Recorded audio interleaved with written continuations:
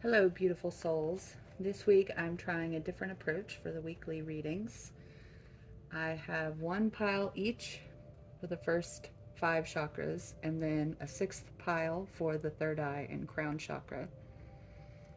And for each pile, there are fewer cards. I let Spirit choose the decks, so every single pile is a little bit different. I figured if they're shorter, then it's easier to listen in the morning and the night and notice messages that come up during the week where there are synchronicities. Um, but if you want more, or if you want to focus on two chakras or whatever, you can use as many piles as you want. Basically, they all have different messages. So, first we have the root chakra, um, or I am is the little key phrase for the root chakra or base chakra. It's also called that. And this is where our center is for stability, security, and our sense of self, our self identity. Next, we have the sacral chakra, or I feel. This is the center for creativity and pleasure and connecting with others. Then we have the solar plexus chakra, or I will. And this is where our center of power and confidence is. Next, we have our heart chakra, I love. And this is where our spiritual love and compassion lie. Then we have throat chakra, I speak. This is where our expression and truth center is. And then the third eye chakra and crown chakra. Third eye is I see, and crown chakra is I know. And the third eye chakra is our center for reflection and intuition. And the crown chakra is our center for spirituality and wisdom. And I just feel like these two are just so intertwined that it's easier to leave them together. So take your time, pause the video if you need to, while you choose one or more piles, however you want to do it. And I will see you in your group. Hello, group one. If you chose to focus on the root chakra, then these are your messages for the week. I'll move your stone up here. Put your mini messages to the side. As a reminder, the way that I use these is I do read the guidebook entry for each card, and I think of it as a letter from Spirit to me, and then I look for ways that it applies during the week. No matter how well I know the cards, taking them one at a time and really reading and reflecting on what's been written about them, I frequently learn something new. So first we have Chakra Wisdom, and the card for this week is Insecurity. And each of these cards comes with a legend, it's a story, and various things to think about in terms of applying the topic. So for insecurity, we have Demon Red Rainbow. The greatest adversary is the one living inside me. And the legend is Bob is an inventor, yet never finishes anything, always giving up on his projects, convinced they are useless. One day he finishes something and is elated until a demon appears, taunting him. The demon red rainbow is comprised of our greatest fears. In a dream, Bob discovers that he can distinguish between real and imagined fears. The demon red rainbow can no longer stop him from realizing his dreams. The inspiration to go with this card: miraculous changes lie ahead. Life always takes a turn for the better when we face our demons. Stay on course. Trust that an ally will appear. The gift of adversity is never given without the ability to overcome it. I think this is extremely important, and the additional message that I'm getting from Spirit is that every time you find yourself wanting to run away from something, turn and face it, especially this week. Like, stand your ground, Turn and face it. I promise you it's never as bad as what you anticipate.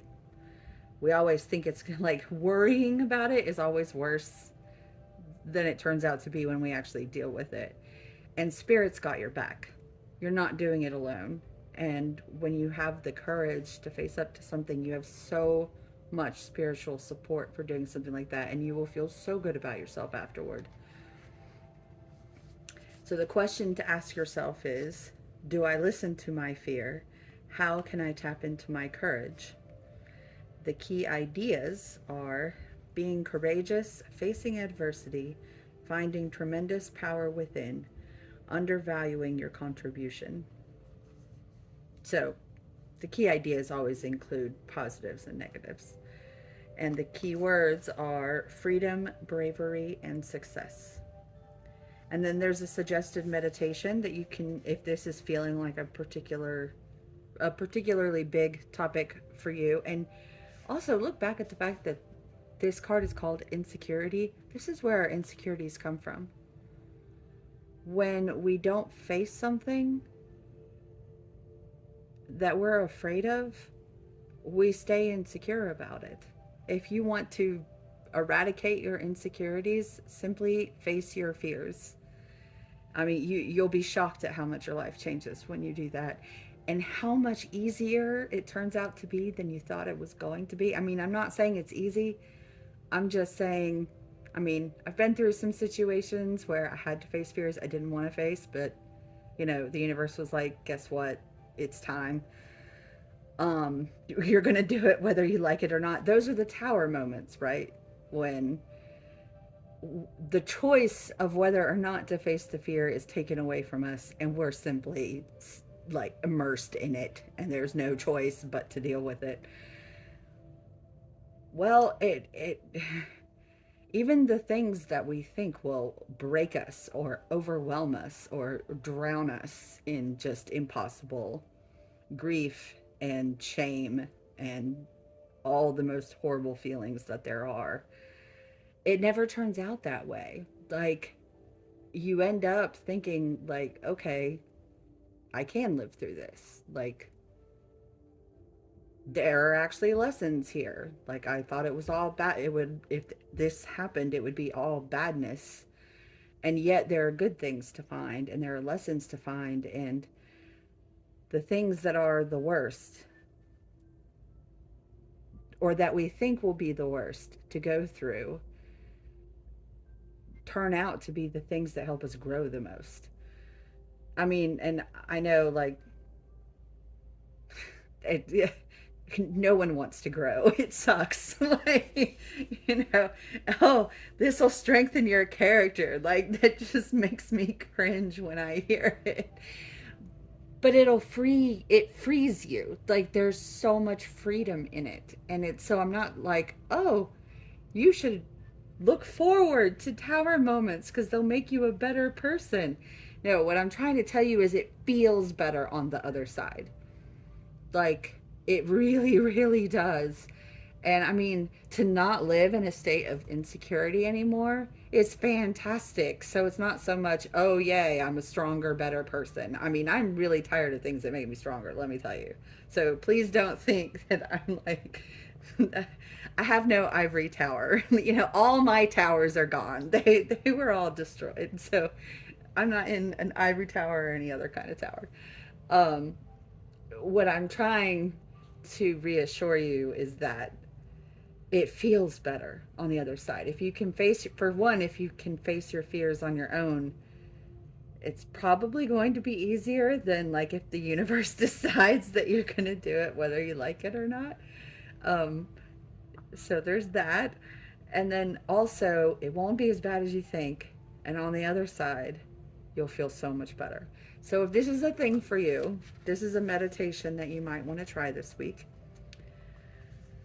From a place of peace, call upon 2 or 3 of your spiritual protectors.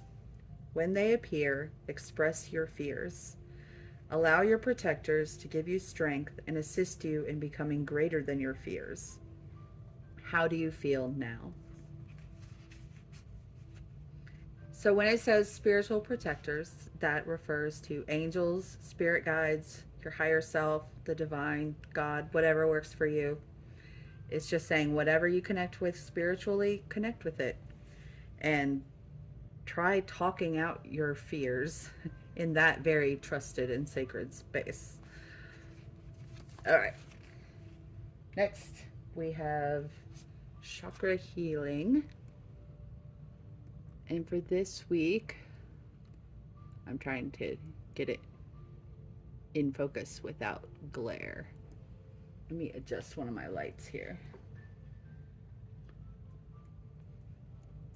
Oh, I think that's worse. I don't know what is up with this light. Why it always... It's not even that bright a light. Ugh.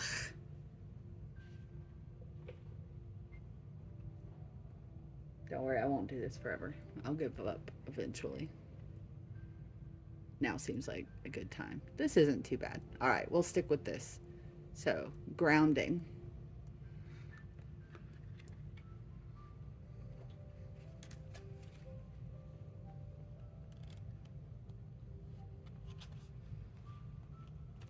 You have attracted this card into your world today as a sign that it's time to get grounded. You may have been feeling a little scattered with your thoughts and feelings and finding it difficult to focus and concentrate. Maybe you're feeling stressed and busy due to the many demands on you and are finding it difficult to create and manifest positive outcomes and experiences in your life. No, you are not alone. This is a very common feeling, and it is easy to get caught up in the whirlwind and craziness that surrounds you. There is a light at the end of the tunnel for you, and the best thing for you right now is to get centered and grounded. The most beautiful way to do this is to align with and reconnect to the beautiful Mother Earth. You are encouraged to take some time in nature, connecting and receiving the abundance of energy and magic she has to share. This is the best medicine for your soul right now. You may like to spend some time at the beach, go for a walk in the bush, visit a lovely waterfall, or a favorite place in nature where you feel at peace. Sit on the land and feel yourself completely grounded and centered. When you are grounded, you feel a deep connection to yourself and everything around you. And the affirmation that goes with this is, my energy is completely grounded into the healing energy of the earth. And I just want to say, at least in my hemisphere, it's a little difficult to connect with nature right now because it's cold, although we are having kind of a mild winter. What I have found is when I don't have the time or opportunity to go to a beach that's hours away, or hike to a waterfall or any of these other glorious things they describe. Um, and this will sound kind of crazy, but if you just go out your front door and find a patch of ground and take both of your hands, like the best approach is to go out barefoot. But again, it's cold and it's going to look weird.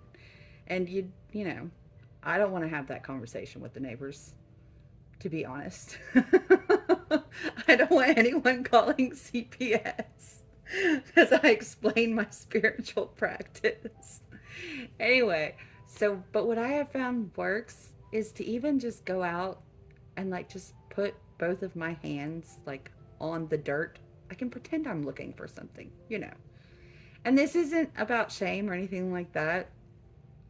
I just don't feel like having that conversation with, like, I have a lot of neighbors. I don't, I, and they're very solicitous. And I like that. I like that they're kind and that they worry and that they want to make sure that I'm okay. But I don't want to, you know, have 10 people asking me if I'm doing okay when I'm just trying to be grounded. You know what I mean? So, you know, I'll just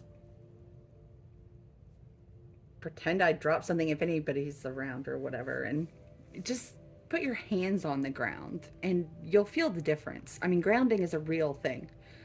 You know, electrons move around, and you know, all of your outlets in your house that accommodate plugs with 3 prongs, and that third prong is a grounding prong.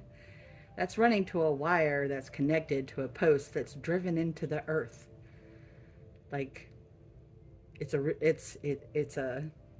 not just like a spiritual thing that happens in our minds. It's an actual electrical thing that happens when we connect our skin with the earth, the literal earth outside. It really does make a big difference, and it can really smooth out your energy flow, your electron flow, let's say. That's another way to think about it. It's the way I think about it. All right, next we're going to do a shadow card. I am doing shadow cards in every pile because I really think this is a great way to do shadow work, because it's a small way. It's like not huge. And that way you can do a little bit each week, and then maybe you won't have to do a whole lot at once someday. So this is a really interesting card to look at as a shadow card. So this is right side up. And this is upside down, reversed. I find it fascinating. Anyway, so let's see what the shadow side of justice is all about.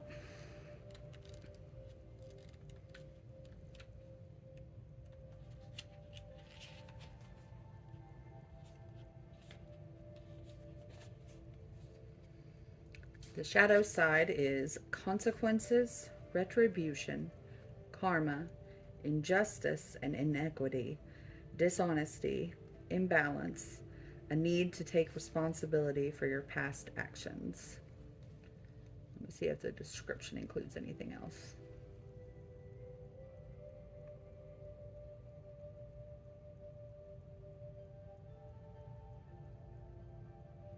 They kind of merged it together.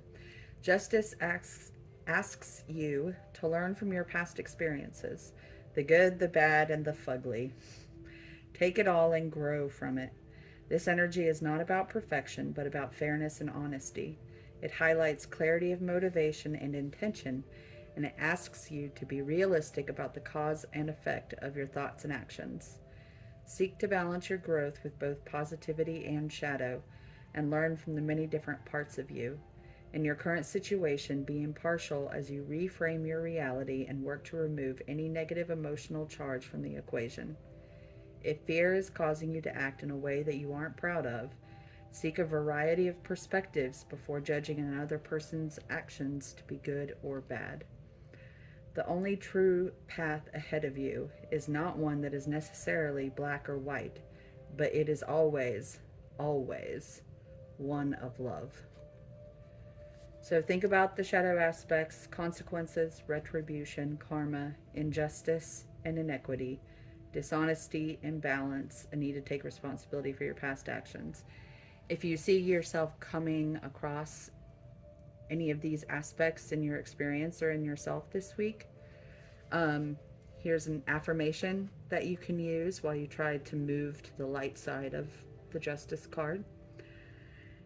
My good karma is delightfully loving, and it can be the most motivating of teachers.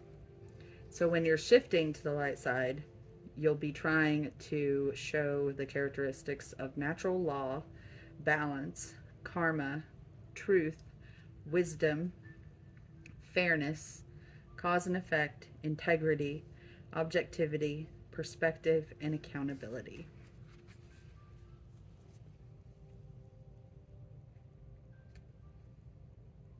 All right. Now, your tarot card. For you, the Spirit has chosen Tarot of the Divine. And you got the Chariot.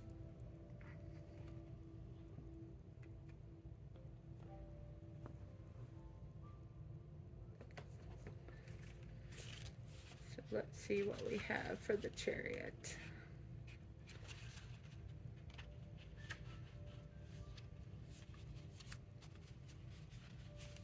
The Three Princesses of Whiteland. This is a Norwegian fairy tale, so you may want to look up that fairy tale. The Three Princesses of Whiteland from Norway, and see if there's anything specific in that story that resonates with you for the week. The Chariot is about harnessing emotions and charging down a straight, clear path.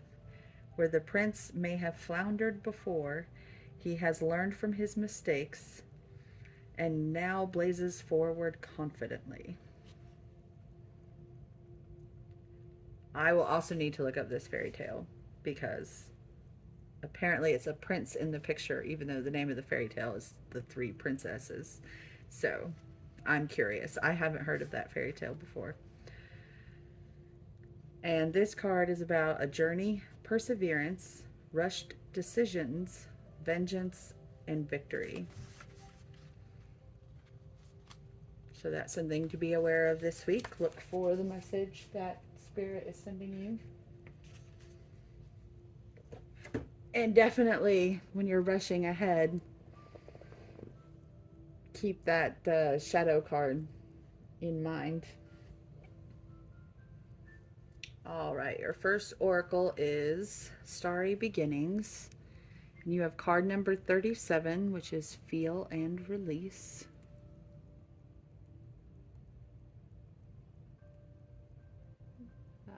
That's good. Release all you've accumulated on this journey.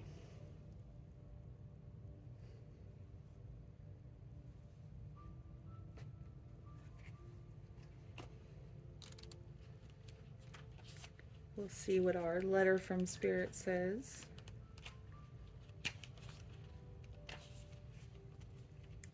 The time is now to feel and release. Feel and release. Feel and release. All that you have accumulated on this journey so far. To start anew, a fresh path, it is best when the past is left to free the way forward. None of what has happened has been wrong, not for you, mistaken, or failure in any way. You are always on your path, and the path is not a straight line. It twists and curves, rises and falls. How else would you get to see such beautiful and varied landscapes and experiences? The truth is always love. Love is all there is. When we remember that to our core, we know we will feel our way forward. Life is simpler, gentler, and more peaceful when we allow Spirit, through the love for all, to guide us. You have made great progress, realizing that you have done this, been a physical being on earth many times, experienced and enjoyed the experience of living. The pain is part of the experience. The pain of loss, for that is what pain is, loss. Yet nothing is truly lost. It just changes form. All that you have loved is still with you. This life is about gathering new experiences and learning new lessons. An additional message is, your heart is expanding as you evolve and rise up to new levels. Let the tears flow to heal the feelings of loss. To move forward, you must release and let go. Feel and breathe, then let go. Watch all of the feelings of loss float away on a gentle tide to be renewed, embraced by love. Love is and always is yours. Blessed be.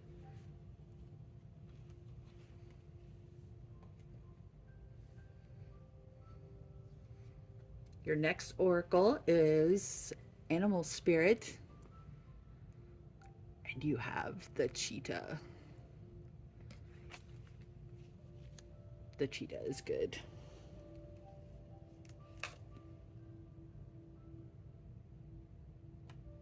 I just have to find the page.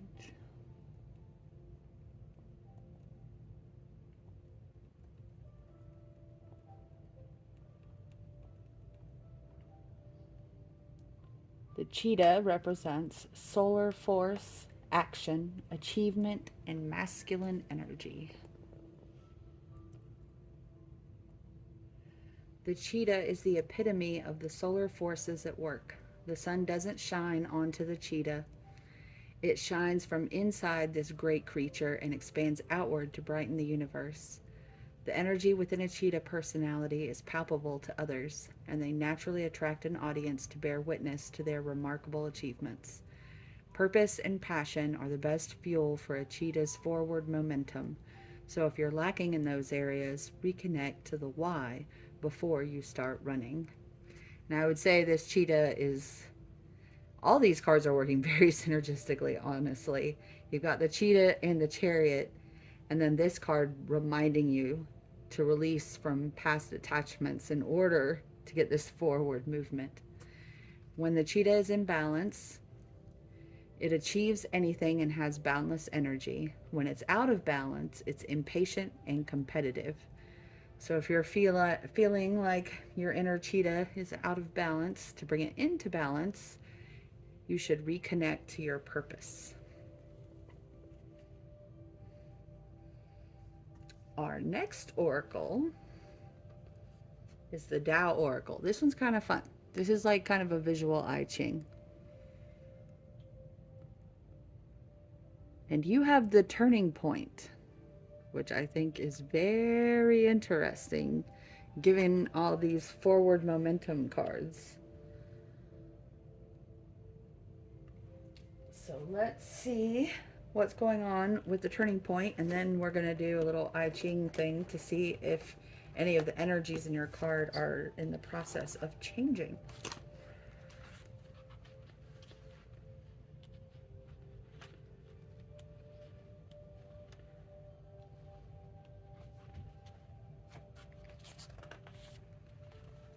Nature moves in a continuously unfolding cycle of seasons, and there is no point at which its motion entirely stops. Nevertheless, we can sense a kind of pause that happens on the cusp of these cyclical changes. At the winter solstice, for example, when the period of rest and darkness reaches its zenith and the season of activity and light begins to return, it is as if the whole of nature holds its breath for a moment. A subtle shift takes place that is only perceptible to those who have refined and expanded their own sensitivities to include that which can never be captured as a fixed moment in time. Although the snow may still blanket the ground, there is a quickening happening beneath the earth's surface that is felt in the core of all living things. Later, the first visible signs of renewing life will be apparent everywhere. But those fragile first buds cannot be hastened, no matter how much we might long for spring. No one seriously considers interfering with this natural cycle. Even when we're fed up with lying low, we trust that inevitably spring will again be reborn in its own time. However, in the shifting seasons of our personal lives, we are often far too preoccupied and have far too many investments to keep an overview. These preoccupations can blind us to the perfection of nature, and thus we can become impatient and fail to honor its timing. It is good to remember that no time of darkness lasts forever, either in the cosmos or in your immediate surroundings. It might feel like forever if a crisis or difficulty appears to have brought all your efforts to a standstill, perhaps even including any effort on your part to change your circumstances. But there are times when coming to a standstill is precisely what is needed in order to prepare for a change to come. Once the turning point arrives, the movement toward renewed movement and vitality will begin to accelerate, no matter how imperceptible it might be to you now. There is a loosening up, a melting away that is just beginning, and this process will gradually allow you to make full use of any energy you may have been storing up in more stagnant times. When you have a physical illness, you know that you need to slow down, withdraw, and rest in order for a full recuperation to take place. Any ideas you might have about bouncing back energetically from adversity stem from a misunderstanding of what is really needed. When there has been a period of inaction, coming to a turning point means that what was depleted will now be replenished, and what was frozen will melt away. But this happens naturally without your doing and without your interference. Once life's juices have begun to flow again, your strength will increase naturally. Your outlook will become brighter, and you will be clearer about the next steps you need to take.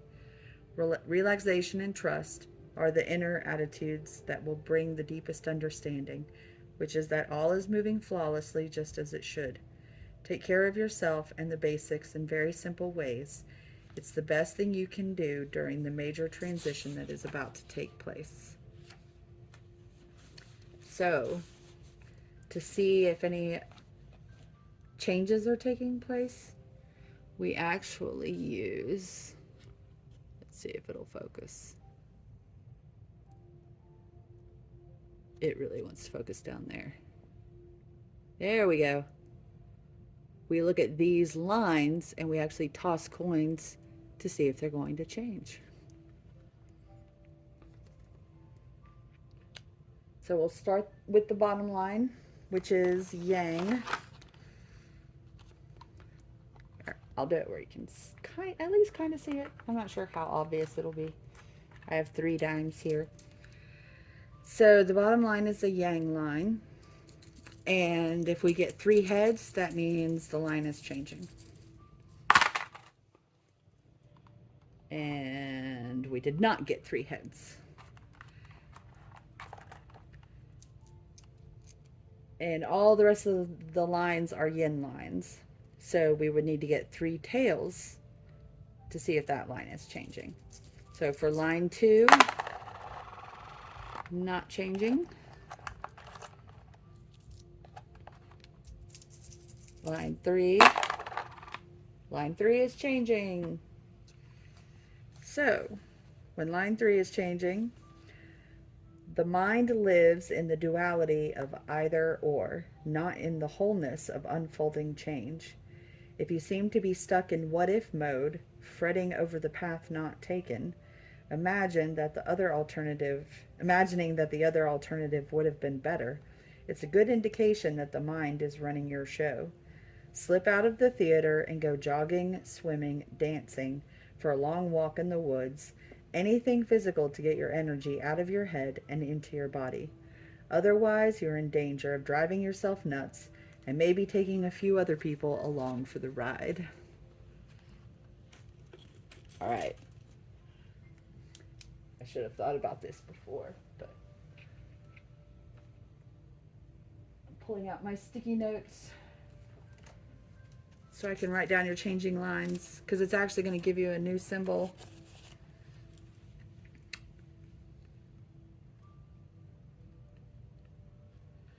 Because that line changed. So now you'll have a symbol that's yang, yin, yang. All right, let's do the rest of the lines. Line 3.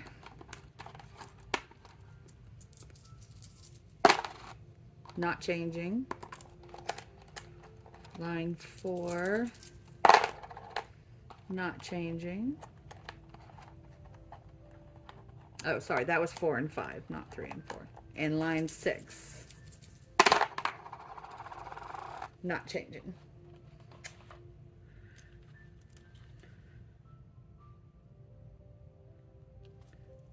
So your new symbol, I have a little chart that I'm consulting. This is actually pretty fun. I like these cards. I like their approach to the I Ching. So this is actually 2 symbols, and together they make the energy of the card. And right now, your bottom symbol is, let's see what their official word for that is.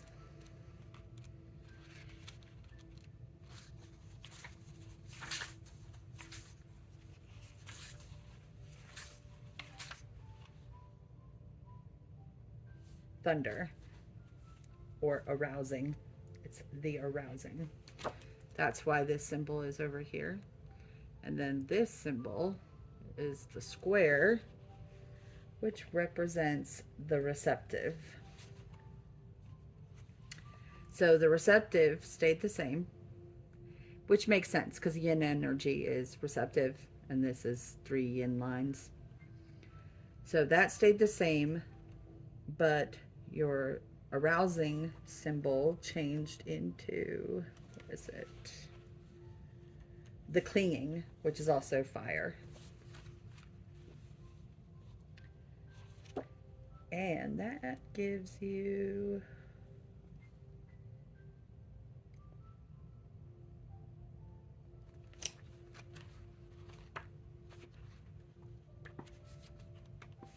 card 36, which is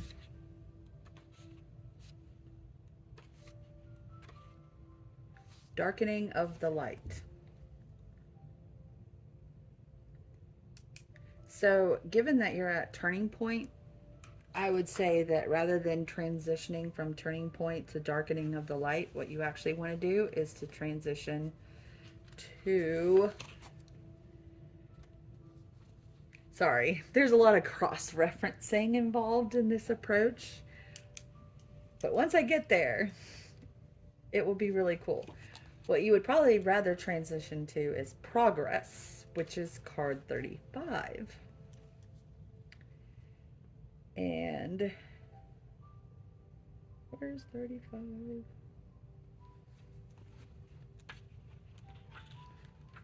Let's see if you can do that with a one-line change. That's what I'm looking at.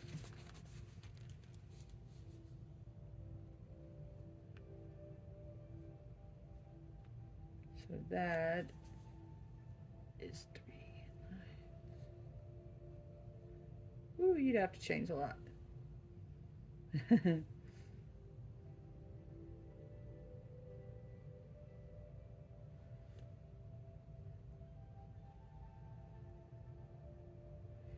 So I will read a suggestion. If you want to change, given that you have the cheetah and the chariot, if you want to change from the turning point to progress, then you would need to change lines 1, lines 4, and line 6. So if we go back to your original card and we look at what those changes look like, then you can actively seek to do those things. So the changing line that you actually had for line 3 was that you're overthinking it. And basically this is saying that if you keep overthinking your situation, this is going to transition into a darkness turning into light situation. In other words, it's just going to get worse. So to turn this around into progress, this is the advice. Your inner equilibrium will be nourished best now by paying close attention to what your intuition is telling you. When in doubt, listen to the body first. It has no ideas that might lead you astray. And the time for making a fresh start can be like coming home after a long, exhausting journey. It does not require effort, only a willingness to stay open and receptive to the flow of energy that is beginning to build up from within. Contemplating the cyclic patterns that recur throughout your life and in a wider sense throughout all of nature puts you in touch with the rhythms of the increase and decrease that echo infinitely throughout time and space. Allow these rhythms to take you into the next phase of your life without worrying if others will follow. And finally, there are few things more painful or more counterproductive than to feel stuck in a situation of frustration and defeat. But sometimes we can get so habituated to hopelessness that we can miss the signals that circumstances are loosening up and getting ready to change. Make sure you don't miss the first signs of a thaw in the long frozen landscape. Remember that one hard winter doesn't make an ice age unless you keep insisting that it's too cold to go outside. So, what the coin tosses tell us is that your natural tendency will be to overthink the situation and make things worse. But by looking at the other potential line changes and where those line changes would take you, like by using the symbol on the cards, you can consciously choose a different approach. And in this case, you should consciously choose to surrender the situation to the divine. Don't worry about it. Be physically active so that you're staying in your body and not getting too much in your head. Meditation would be good. And just sort of go with the flow. Trust. Trust the divine. Trust that spirit's got your back. And stay present. Staying present is always good advice for literally every situation. Okay. So, your last oracle. I'm so bad at this. I'm sorry. There we go. Wise woman of the grove and grace. So I'm guessing this advice is going to be along the lines of the guidance from the I Ching.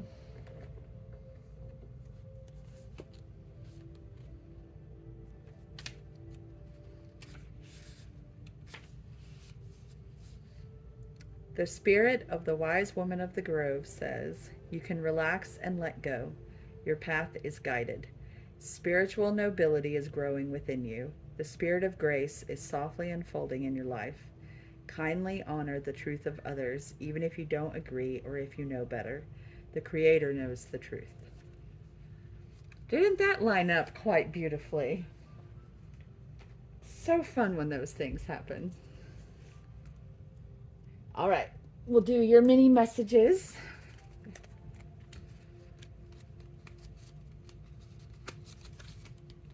Love Oracle. Criticizing one another will only lead to further unhappiness. Love and accept each other as you love and accept each other as you are, and your relationship will magically transform. My finger was in the way. Sorry.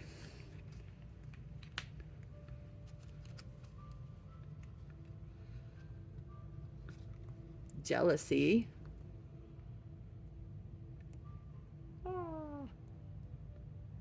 Watch who you trust with your personal secrets and plans. Spend time outdoors with nature to reconnect and replenish. You're getting a lot of that.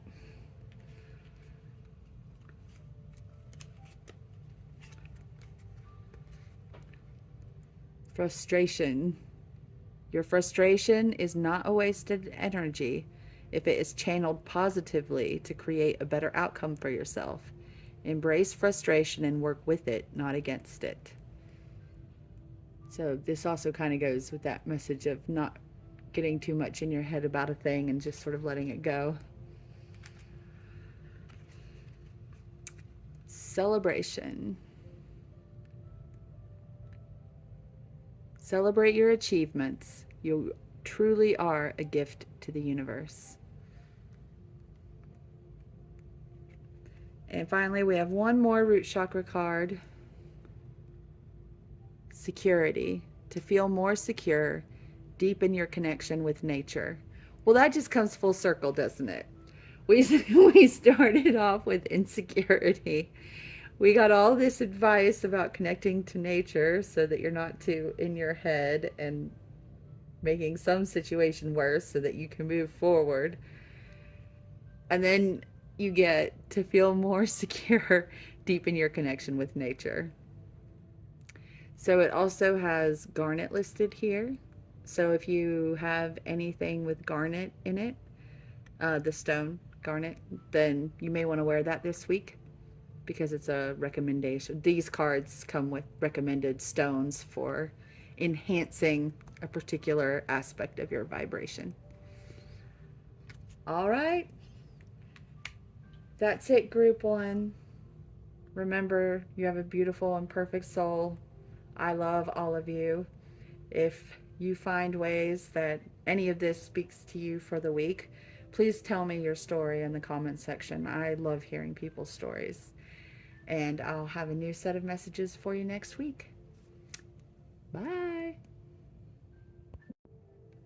Hello, Group 2. If you are focusing on your sacral chakra this week, then these are your messages. The mini ones over here. Actually, let's put them up here so I have more space. As a reminder, what I do with these is I do actually go to the guidebook and read the page for these cards and treat it as a letter from Spirit to me, because no matter how well I know the cards, actually really looking at a single card from a deck at a time and reading all the information about it, I always learn something new. So first we have a Chakra Wisdom card. And for this week, it's completion.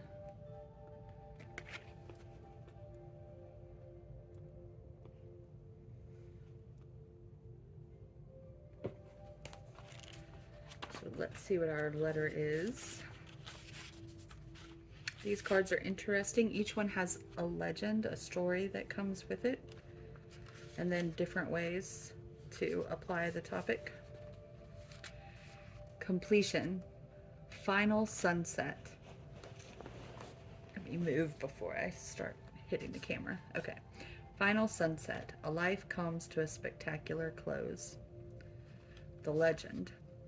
He was raised in an orphanage and never wore new boots until he enlisted in the army in 1942.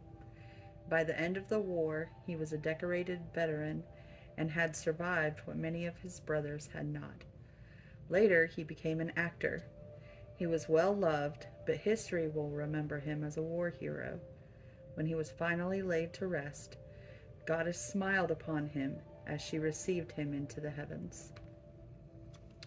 Inspiration. This is a reminder to cherish all the beauty in your life, including endings.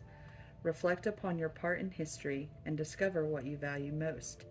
Do not fear completion, embrace it. Questions to ask yourself. Am I present in the moment? How do I respond to the idea of completion? Key ideas. Honoring your legacy, a natural ending to a grand adventure, a new beginning on the horizon, a new adventure, honoring those who give to us. And the key words are achievement, determination, and fulfillment. A meditation recommended for this topic. Allow all your feelings about endings to come to you, whatever they may be. Do you fear them or rejoice in them? Do some journaling to find clarity here. If any of you are into the Myers-Briggs personality types, like I'm an INFP, based on Jungian theory of personality. But anyway, I'm an INFP, and that fourth letter can either be a P or a J. J's really love completion. So much so that they will end a thing when they feel like they aren't in control of anything in their lives. They'll end something just so they feel like they're controlling something. Whereas P's, like me, they like to leave everything open-ended. Like, I definitely do not love completion. Like, there's something almost sad about finishing a project, but also happy. So I tried to think about things like I knit a lot, and I do have a sense of joy when I finish a knitting project, because that means I get to give it to the person and see their joy when they receive it. And I get to start a new knitting project, and starting a new knitting project is really fun. So sometimes you can be more comfortable with the idea of completion if you think about things that are a joy to complete and try to transfer some of that energy to situations in which a completion does not feel quite so desirable. that's the advice I'm getting from Spirit to give to you.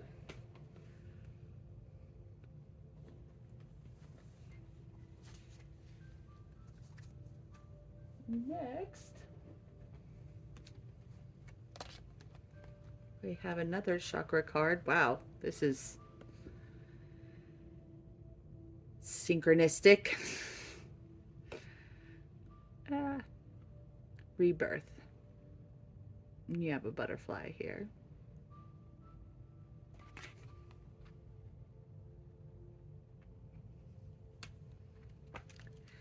So let's see what our letter is about this, because this certainly ties in with completion. You have pulled this card as a sign that you are currently undergoing a rebirth. It is a powerful awakening and healing process that comes in many different forms and is a big part of your life's journey.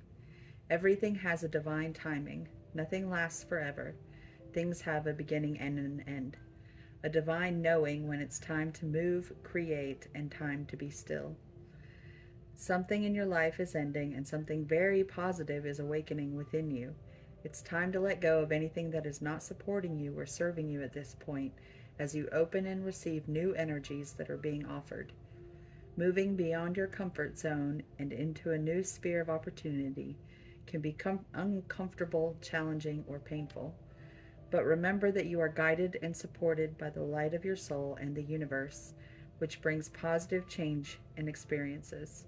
You have planted seeds of new opportunity and have been nurturing them, and now it's time for them to sprout, grow, and flower into existence. Be kind and gentle during this process, and be sure to water the seeds with love and graciousness. You have been waiting patiently for this time of change and new beginnings to arrive, so bathe in its glory. Start something new or embark on a project you have been pondering over. There may also be some new inspiration coming through for you at this time. Take a moment to connect with your inner voice and listen to what your soul is sharing with you. You could also be birthing a new aspect of yourself. Whatever the process is for you right now, be sure to embrace this opportunity and enjoy the new energy that is available to you. An affirmation for you this week. I am completely supported in my current rebirth, and I am open to the magic of the universe birthing within me. I love rebirth. So, the shadow for this week. So, I always do a shadow card from the Light Seers Tarot. I find this is a really good way to do shadow work because it's small and not scary. Um, yeah. So you have the world.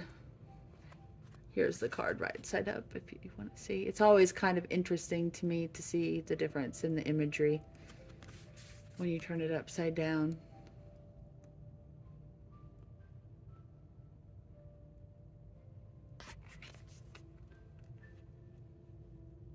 So let's find out about the shadow aspects.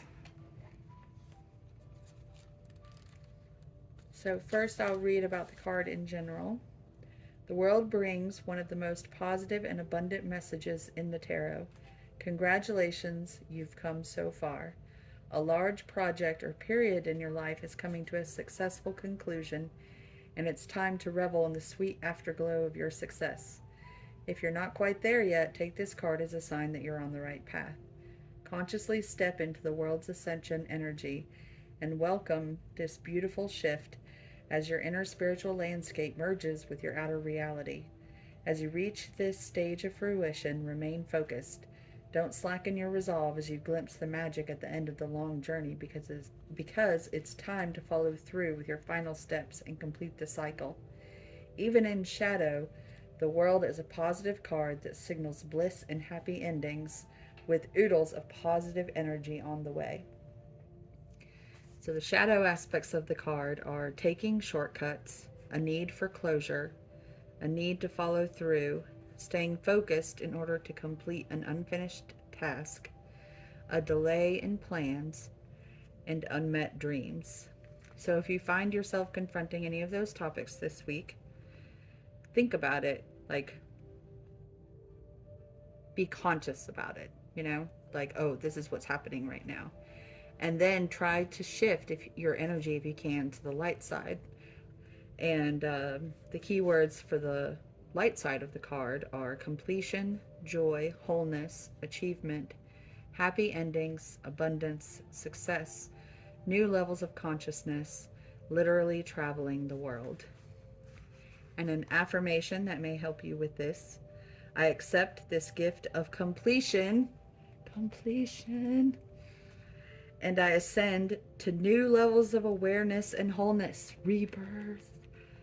I am love. I am fascinated by your cards so far, because these are all I blind shuffle. Like I didn't select any of these. I let Spirit select the decks and then take the cards Spirit gives me. So I'm seeing the cards for the first time along with you, like, while I'm doing this, and this is kind of amazing. And maybe this is coming up as a shadow because you're kind of dragging your heels on the completion, and it's really trying to tell you that this thing that's completing it's just a beginning. What is that phrase? What feels like the end of the world to the caterpillar is just the beginning of the butterfly. All right, so let's see what tarot card you have. King of Pentacles.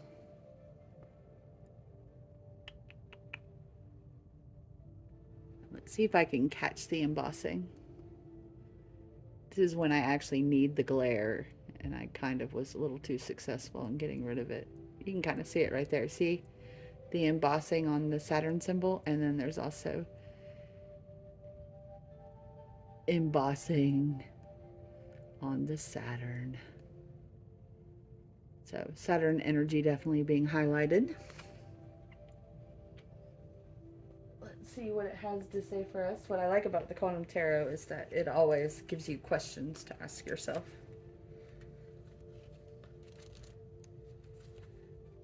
King of Pentacles.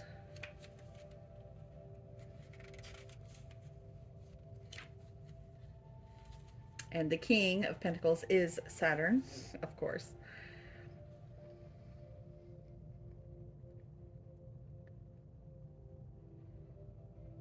The Roman god Saturn was the father of Jupiter and had a rather bad reputation as a devourer of his own children. The King of Pentacles is an equally powerful ruler, but usually more beneficent in his kingship. He is canny and knowledgeable in deploying his physical and financial resources, and we can call on his hard-headed business sense to keep us on track. And then the question: the King of Pentacles is concerned with earthly power. He indicates a high level of maturity in dealing with the material world. How have you gained practical mastery? So that's your question to think about this week, and possibly how that ties in with that scenario.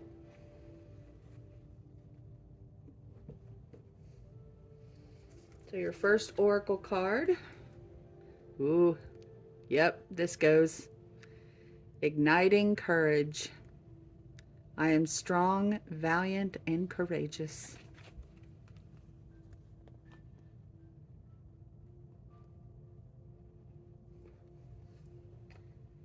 Let's find out what our letter is.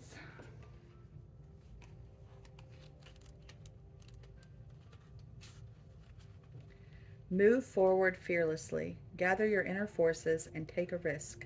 Speak up for yourself by honoring your truth. This isn't the time to be timid or hold back. Go forward gallantly with your banner of truth waving in the wind. You are a light bearer for others. The universe wants you to know being courageous doesn't mean that you're not afraid. It means that in spite of fear and hesitation, you take action anyway. It's all right to fall down, just don't stay down. Do not allow yourself to be limited by the beliefs of others or even your own beliefs.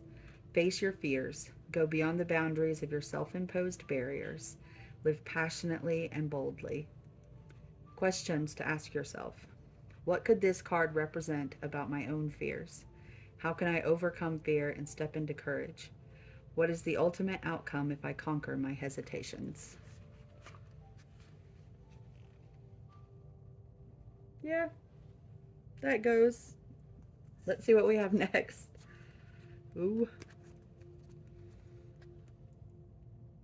Conflict. Although I love the picture of the sailboat. That's just gorgeous.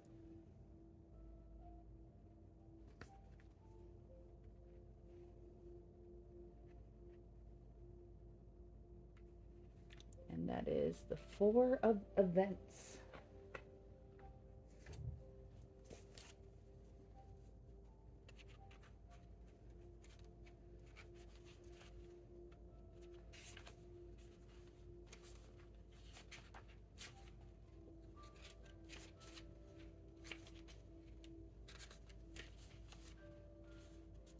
Unrest.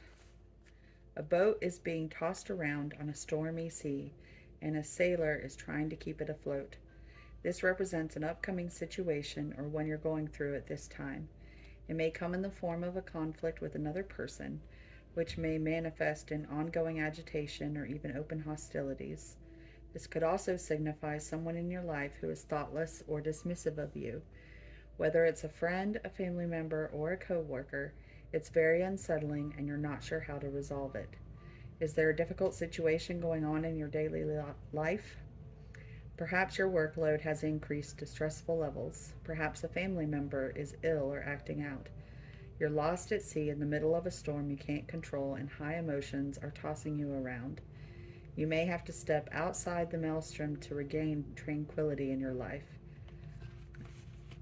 I'm stopping there because Spirit is pointing out that King of Pentacles is a very grounded energy.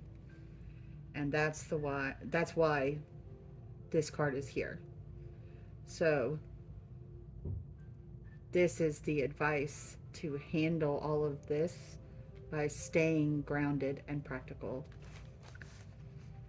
Some of the unrest could be with yourself. Are you making a situation worse through an attitude of fear and powerlessness? You must stand in your power and take steps to create a calmer approach. Maybe you should listen to the messages for the solar plexus chakra also. Although you don't need to do that to step into your power. But creating a calmer approach, that's very King of Pentacles. Express what you need to express and vent your feelings in your journal. Make decisions that honor you and consciously create some joy in each day. The storm will pass and you will be floating on a peaceful sea again. The affirmation to help you with this: I live in my power. I speak up and take action for myself. I choose courage and confidence in every situation. And Spirit is also urging me to say, when you live in your power and you speak up for yourself, when you're coming from a place of true personal power, you speak in love and you treat other people with respect. I think most people coming across this would have that understanding, but sometimes I need to be reminded, so I figured I would point that out. Try to always speak your truth, but there are different ways that you can speak your truth. And if you're taking action that involves treating people in a way that is the opposite of loving and respectful, then you aren't actually coming from a place of power. You're coming from a place of ego, and that's what will ultimately lead to a feeling of powerlessness, because your soul has so much more power than your ego does. And your soul always operates from a place of love. And you can stand up for yourself and still be loving and compassionate.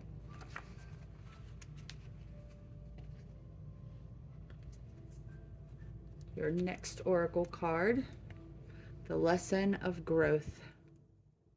I want to expand my consciousness and my awareness. I would say growth definitely ties in with rebirth. Let's see what our letter is. You are constantly being presented with situations that enable you to develop your inner wisdom and assist you in advancing to higher levels of understanding. The lesson is to be aware of those events and recognize them for what they are. To live a mindful life is not only about respecting and honoring those around you, it is also about recognizing every person and circumstance on your path as a teacher. The constant chatter and diversions of life on earth can distract you from the signposts that Spirit has left on your path. Take the time to be aware of the bountiful wisdom that has been laid before you. Acknowledge these gifts and take them to heart as you continue your sojourn in this physical dimension. Don't look for the opportunities that you think you need. Instead, be receptive to the opportunities that are given.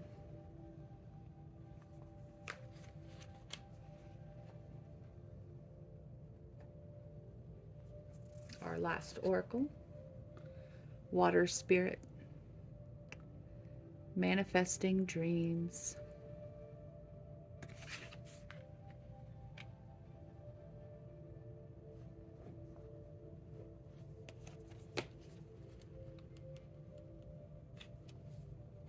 The Spirit of Water says, water flows in cycles, and right now you are in a cycle of manifesting your dreams. Don't stop the flow by doubting or hesitating. Allow your emotions the freedom to be expressed. Timing is everything, and right now is your time.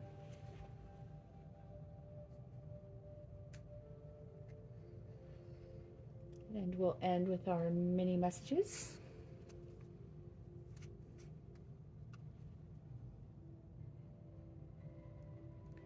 Know thyself.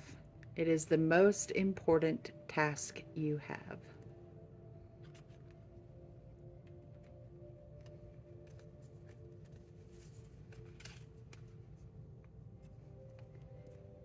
Safety. Don't be too proud to go back to shore. That's making me think of this conflict card with the boat in the storm. Don't be too proud to go back to shore. If you decide to set off and sail your boat and you realize it was the wrong move, it takes courage. You know, it takes courage to be able to say, I made a mistake. And it's not even really a mistake. So you tried something. I mean, you thought it would make you happy. You tried it. It didn't make you happy. Why keep doing it? If it's not making you happy, to prove that you didn't make a wrong decision, well, you didn't make a wrong decision. You can never know if a path is right for you without walking down it. You are trying something out. Like, who says every decision has to be a commitment to do something, to do this one thing for the rest of your life? You know what I'm saying? So if you start walking down, or I mean, you know, if you're out hiking and you start down a path and you're like, well, this path isn't fun, like I'm not enjoying the scenery, like you wouldn't think twice before going back and trying one of the other ones. Like, I wanted the one that leads to the waterfall and I picked the wrong one. This one doesn't go to the waterfall. You would immediately go back and like find the one that goes to the waterfall, and there would be no loss of pride in that. It's the exact same thing with life. If you walk down a path and it doesn't bring you what you thought it would bring you, don't stay on it. You know, if your boat's in the middle of a storm, what are you trying to prove by like staying in the storm? Like, no, I wasn't wrong to come out here. Well, just because you go back to shore doesn't mean you were wrong to leave it. Like, I hope I'm explaining that in a way that like resonates with someone, because I have strong feelings about this. Like, I see a lot of people who like they take a big leap and it doesn't work out the way they thought it would, and they're not happy. And they feel like if they say, I think I want to take a different leap, or I want to go back to some other thing. Like, here's the thing: taking the leap, taking your boat out into the water, wasn't a mistake because you learned something. Even if what you learn is that the path you were on before was like a lot better than you thought, well, then that leap you took was still the right choice because it gave you an awareness and an appreciation that you didn't have before. But then use that. Like, to me, the mistake is to not use the knowledge that you gain and to not use the lesson that you learn. Yeah. Don't be too proud to go back to shore if you decide, like, now's not a good time to be sailing your boat. You can always sail your boat again later. Or if you decide, I didn't notice how much was great about the shore, but now I do. Now I think I would actually enjoy being on the shore. Just go back to the freaking shore. Like, it's not that big a deal. Anyway, somewhat related, nomad. Oh, and this is the doorway that's on the back. I actually think I like the doors on these cards even better than the messages. Nomad. The nomadic wanderer lies deep inside, so take the leap now. Don't crawl back and hide. So what was I just saying? Take a different leap. Sometimes going back is the leap. You know, like, you got nothing to prove to anybody. Nobody has to live your life except for you. And most of the time, the people you're trying to prove something to are people you don't even like or respect, or they aren't happy, and you're trying to live a life that impresses people who aren't happy with their own life. Like, it doesn't make any sense to me. I'm just saying. I mean, to each their own and all. I'm not trying to judge. No one has to live your life but you. So live it for you. Like, don't live it to impress anybody else, because that's probably not going to be a life that makes you happy. Moving right along. Starseed. Raise the vibration of the planet through your radiant, loving light. And I would just like to say, even if you don't resonate as a starseed, I think the messages that apply to starseeds apply to anyone who is a light worker, who is seeking enlightenment, who has experienced any level of awakening, who is trying to develop their spirituality. We are all beings of light and love, no matter where we came from originally. And we can all raise the vibration of the planet through our radiant, loving light. And finally, we end with one more chakra card. Passion. Turn your fear of change. Oh my gosh, the synchronicities. Turn your fear of change into excitement for change. Maybe use the thing I told you about earlier, where you can think of something that you enjoy finishing so that you can start on a new project and try to bring that same energy to other changes. This also has tiger eye here, so you may want to carry or wear or have around you some tiger eye this week. Those are all your messages for this week, group 2. I hope you have a wonderful week. If any of this resonates with you or you find it resonating during the week, I would love for you to share your story in the comments. I love reading people's stories. That's like my favorite part of doing this. Until then, remember that you have a beautiful and perfect soul, and I love you, and I will have more messages for you next week. Bye-bye.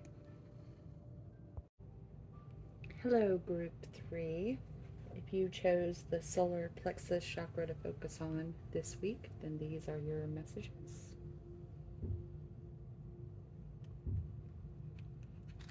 Put your mini messages here.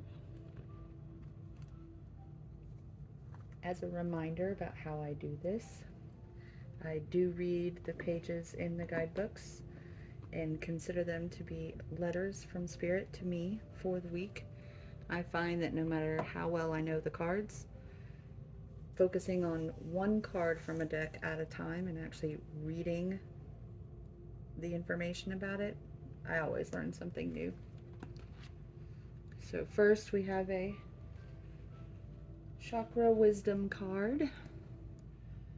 And for this week it is Facade.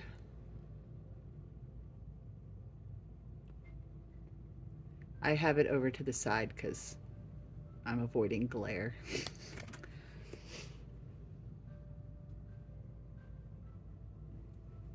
And these cards are interesting. Each one has a legend, a story that goes with it, and then various other things, ways to apply it.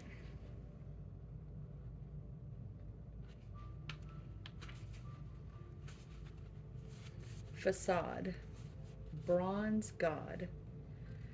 This isn't who I am. The legend. The bronze boy, Darnell, was young when his father died, and he became the man of the family. Out for a walk one day, many years later, he was mesmerized by the sight of children playing. As a child, he'd never played, and he hid behind a tree, crying bitterly, then quickly buried his emotions. At the very end of his life, on his way to heaven, he stopped at the park and finally reclaimed the inner child he had left behind many years before. Inspiration. If you are unhappy in your relationships, you may be relating to others through a false sense of duty. Give up being something you're not. Questions to ask yourself. Bronze God is about reclaiming life. What have I done to heal my childhood pain? Key ideas. Dissociating from yourself. Reclaiming your life. Healing childhood pain. So that's covering both negative and positive sides. So the issue to deal with is the dissociation from yourself. And then the way to address it is reclaiming your life and healing childhood pain. Keywords are recovery, integration, and play. A meditation to help with this. Imagine yourself as a child, running and taking flight. Veer off to the clouds and find a playground in the sky. Swing, slide, laugh, and if you choose, find other children to play with. Enjoy yourself. While you are there, you will receive a message of some kind. You can ask your child self if there is anything you need to know.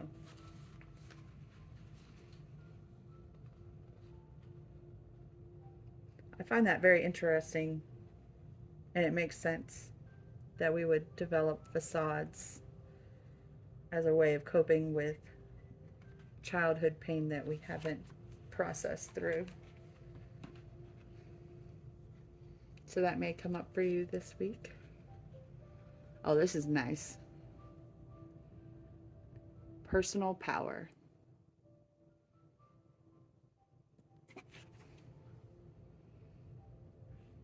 In my head, I'm totally seeing this fist like breaking through a person's facade. Like if you think of a facade as like a shell you're trapped inside of, like a chicken inside of an egg, and then this is like crushing through that egg so your true self can like hatch forth and take on life.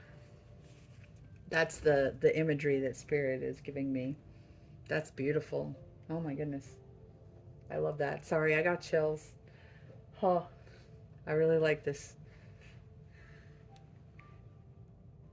Let's read our letter about personal power. And that is number 13.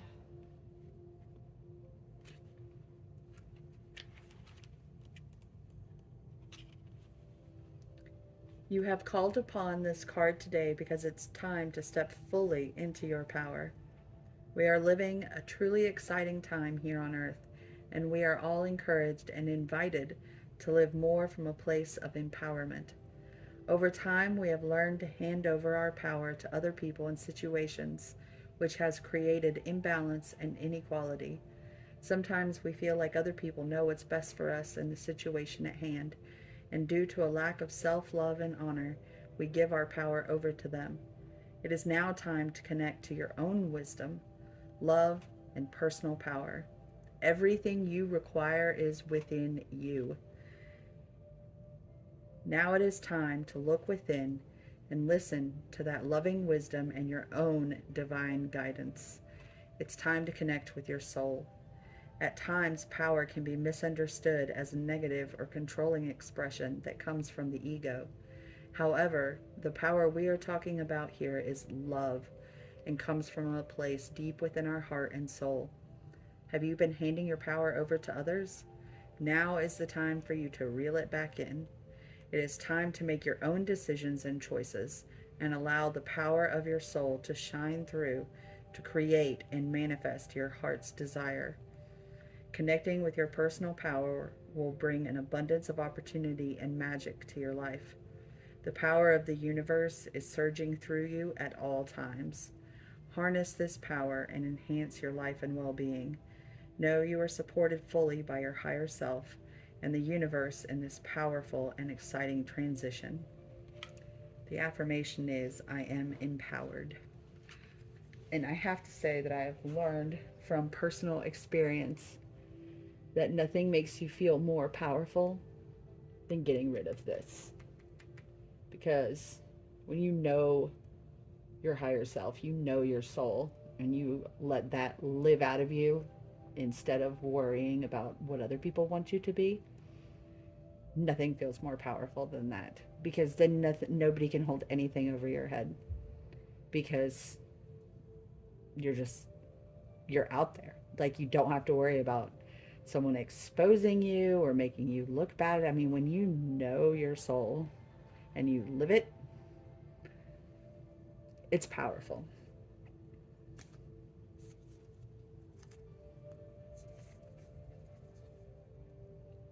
So next we have a shadow card. This is how I like to do shadow work, because it's just a little bit at a time. I use the Light Seer's Tarot, which uses reversed cards as shadow aspects. So we have the Knight of Swords. Try to avoid the glare. And we are going to read it reversed.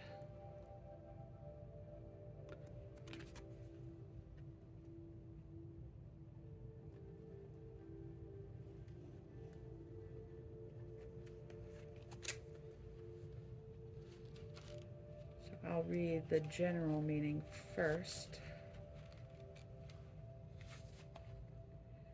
The knight has one thing on his mind, and it's running toward his success. He's determined and passionate, articulate and intelligent, and he has an intensity that is hard to grasp. With the grace and speed of an athlete, he turns on a dime, and since he has no doubts in his sound logic, he succeeds. Are you bringing your belief and competitive assertiveness to your situation? How determined are you to accomplish this and to charge ahead with your quick thinking and strategic decision making? Strive for excellence every single day in order to bring a little of his magic into your life. As with all powerful energies, you may run the risk of being overly forceful or domineering. Be careful not to hurt others with your impatience to win. If you are feeling scattered, distracted, or blocked, spend time organizing your thoughts and make sure that all your energy is hurtling in the same direction. So the shadow aspects of this card are unfocused and scattered energy, impatience, acting too quickly, the need for a logical solution, feeling held back by frustrating circumstances, stalling, being hard-edged and emotionally unavailable, and unpredictability. So if you find yourself struggling with any of those things this week, make yourself conscious of it, look at it, say that's what's happening, and then try to shift your energy to the light side of the card, which is haste, streamlined decision making, intelligence, wit, determination, saving the day, the pursuit of excellence, ambition, being assertive, and success. And an affirmation that can help you with that is, I move quickly to help others And as I do, my dream expands.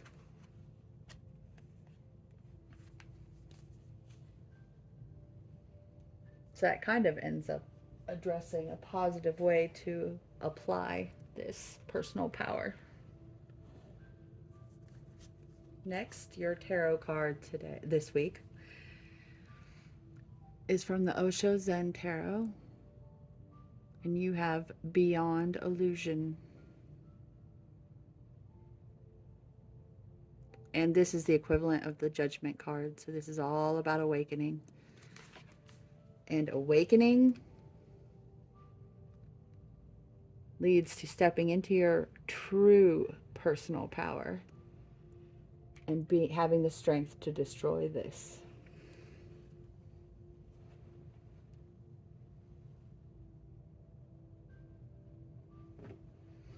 We'll see what our letter is for your tarot card. And for the Osho Zen Tarot, it's kind of a Buddhist perspective on the cards, and it also has quotes from Osho.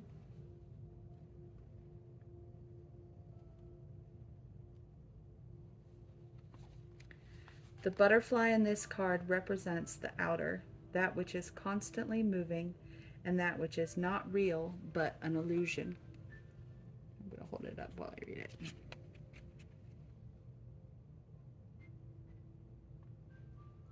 Behind the butterfly is the face of consciousness, looking inward to that which is eternal.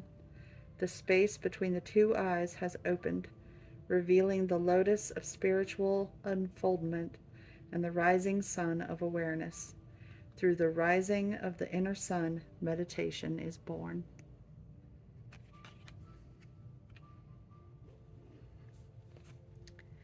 The card reminds us not to look outside for what is real, but to look within. When we focus on externals, we too often get caught up in judgments. This is good, this is bad, I want this, I don't want that. These judgments keep us trapped in our illusions, our sleepiness, our old habits and patterns. Drop your opinionated mind and move inside. There you can relax into your own deepest truth, where the difference between dreams and reality is already known. And the quotes from Osho. This is the only distinction between the dream and the real. Reality allows you to doubt, and the dream does not allow you to doubt. To me, the capacity to doubt is one of the greatest blessings to humanity. The religions have been enemies because they have been cutting the very roots of doubt. And there is a reason why they have been doing that, because they want people to believe in certain illusions that they have been preaching. Why have the people like Gautam Buddha been so insistent that the whole existence, except your witnessing self, except your awareness, is just ephemeral, made of the same stuff as dreams are made of? They are not saying that these trees are not there. They are not saying that these pillars are not there. Don't misunderstand because of the word illusion. It has been translated as illusion, but illusion is not the right word. Illusion does not exist. Reality exists. Maya is just in between. It almost exists. As far as day-to-day activities are concerned, it can be taken as reality. Only in the ultimate sense, from the peak of your illumination, it becomes unreal, illusory. What he's talking about is the fact that this world around us is not what we think it is.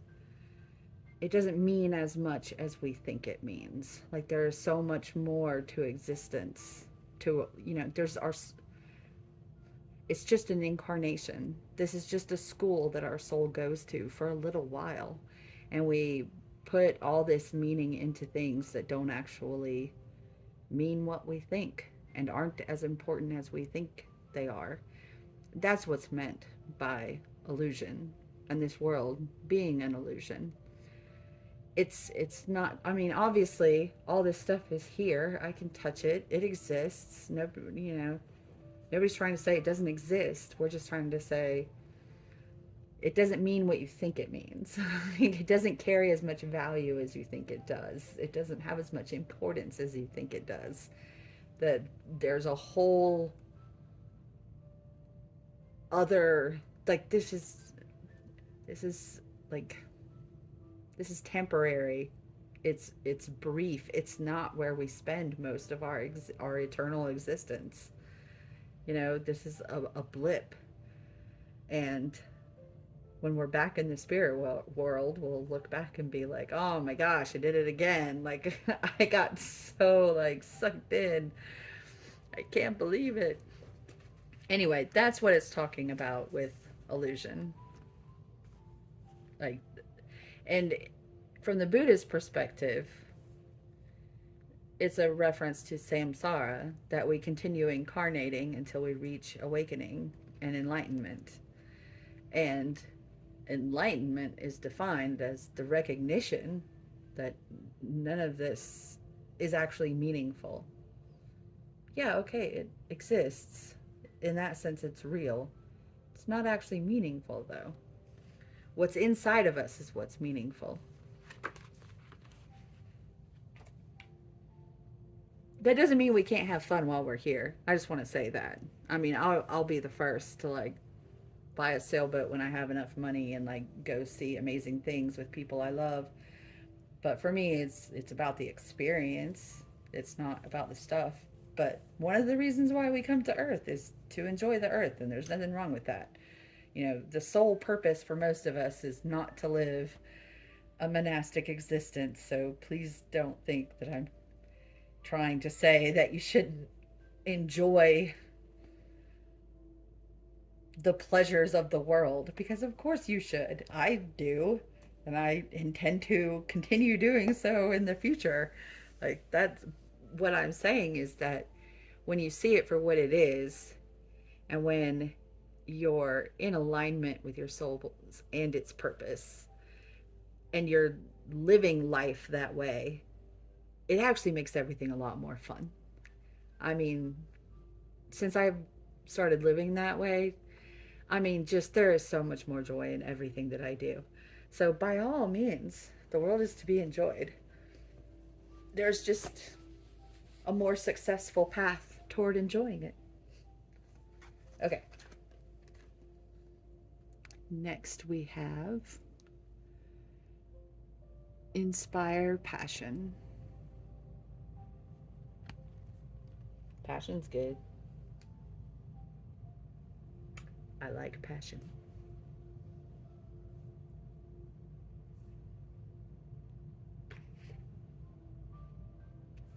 And I'm looking for the book. I'm on the third group now, so all my books are everywhere.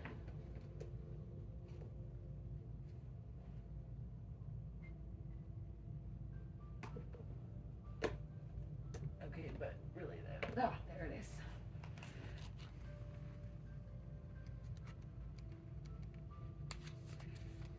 Life devoid of passion can be a boring, uninspired blank canvas that slowly drains the soul. Now is a time to reignite your passions and rejoin life. This is an opportunity to set new goals, which will in turn reconnect you with all that is sacred. This is one of the most important cards in this deck, and by receiving it, you're acknowledging that you may have lost your way. Try to remember Try to remember what you felt passionate about when you were younger. Notice what you are doing when time flies, which is a clear sign of being passionate about something. Spirit is calling out right now to pull you away from all the pressures and routines of life and take a moment to review what's missing. If you are feeling lethargic at this time, your soul could possibly be sending messages to your body that you must find a way of putting this vital energy back into your life. Rekindle both old and new passions. Light the fire and let your soul feel the exhilarating energy that comes from inspiration and excitement of what's to come. Start to feel alive again. We here in spirit are there every step of the way to encourage, inspire, and support you. One of the things that I have learned is that you'll feel the passion when you're in alignment with your true self and your soul's purpose. That's like one of the, for me, in my experience, and I've heard others say the same thing. Um, that's actually one of the big signposts, like how you find your soul's purpose and how you know who you truly are inside, because that passion ignites when you're in alignment. And it feels really good, I have to say. It can be hard to get there. I had a hard road getting there, but when you do, oh my gosh, it's fantastic. Oh, I can't. I recommend it highly. Oh, this is a good one. Your lesson card is happiness.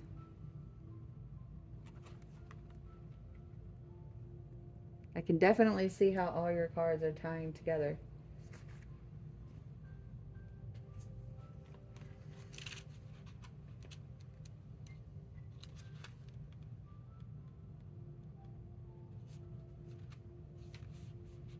I am aware that being happy means that I am on the right path.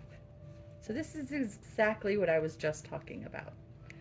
That when, as you come into alignment, that is where the passion and joy come from. And this is, it's like the drug with no come down. It's kind of stupid for me to say that because like I've never done drugs. Like I had too much imagination, and I'm like, my imagination doesn't need any help.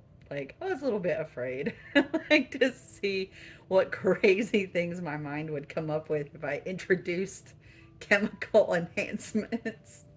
So, but you know, there are other things in life that give you a high, and then there's a come down when the thing goes away. Being in alignment with yourself, it is seriously like the high with no come down, because the thing that is giving you that high and the joy and the passion, it doesn't go anywhere because it's like still with you. So as long as you like stay in alignment, and if it starts to wane, you know you're starting to veer off your course, and you get back on course, and it all comes back. It's really pretty cool. I wish I'd known this a long time ago, honestly. Okay. Before incarnating, your soul created a blueprint for you to follow in this physical dimension. The easiest way to chart this path is to follow your bliss. Life is full of choices and opportunities. Spirit, in its infinite wisdom, has given you the emotion of happiness to guide you. The signposts are always there, but you have to acknowledge them and have the courage to follow them. I would add that you also have to be able to recognize the type of joy that is a signpost that you're moving into alignment with yourself and your soul's path. Because I think that until you've started to feel that, it can be very confusing. There are a lot of experiences that give us a sense of joy, but it like comes and goes, like it doesn't stick. But it's hard to know when you're experiencing a type of joy that like isn't you being in alignment, and so you're not on the right path. Or sometimes something gives you joy because it is putting you on the right path, but there are other things in your life that you haven't let go of that are kind of stomping out the joy, if that makes sense. Like maybe you are following your soul's purpose, but you still have a lot of unhealthy and toxic relationships in your life, or self-limiting beliefs and from carrying over from childhood wounds, or you know, emotionally abusive people around, or you know, if you're following your soul's purpose, but you're still attached to that stuff and you're still holding on to it, you know, you're not truly in alignment. It's complicated. I mean, like, it's simple, but it's not easy. And I think doing things like this, where you like, you know, let spirit guide you to messages and then look for ways to apply them all week and like keep that conversation going. I think that's the best way to start hearing the voice of spirit in yourself that tells you, you need to go this direction, or you need to let go of this thing. And then when you do it, and it creates a joy within you that doesn't go away, that's coming from deep inside of you, that's when you start to understand. But I think to some degree you have to feel it a little bit before you know what to look for. And I think that's the hardest part. I think that's the big hurdle, knowing how to recognize it.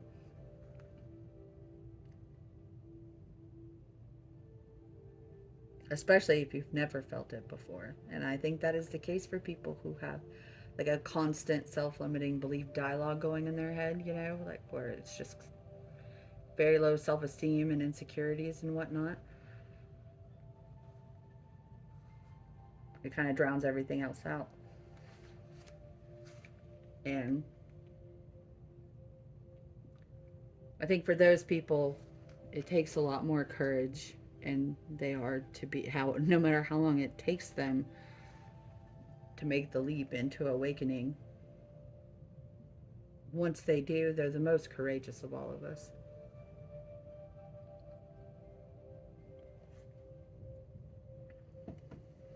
There are people I know who have done the most hurtful things, where if they woke up and started living their true soul self, I'd be so freaking proud of them, and nothing hurtful that they ever did would matter. And those people would be a lot more courageous than me, because I was born being able to hear that voice at least a little. Not everybody is.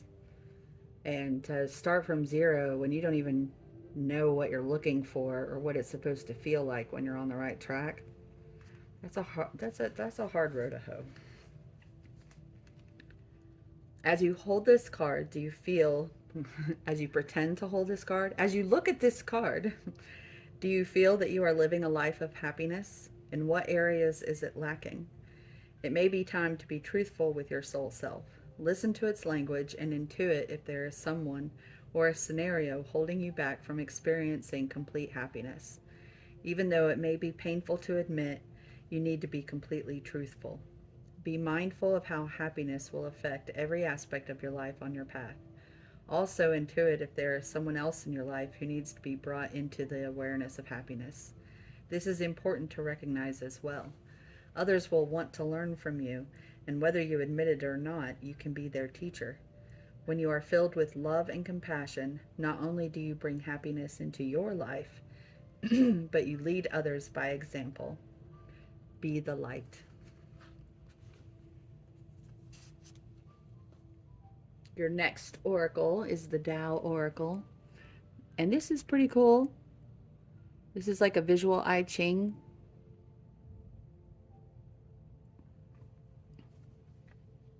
And yours is prosperity. Number 14.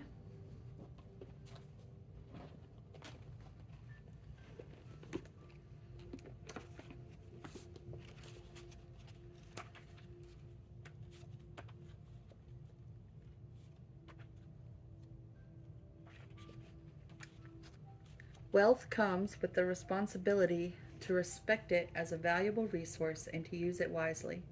Good fortune for one can increase well being for many others when it is shared, not hoarded, and used creatively. Prosperity has a radiance that is attractive in a variety of ways and can create positive or negative effects on a grand scale.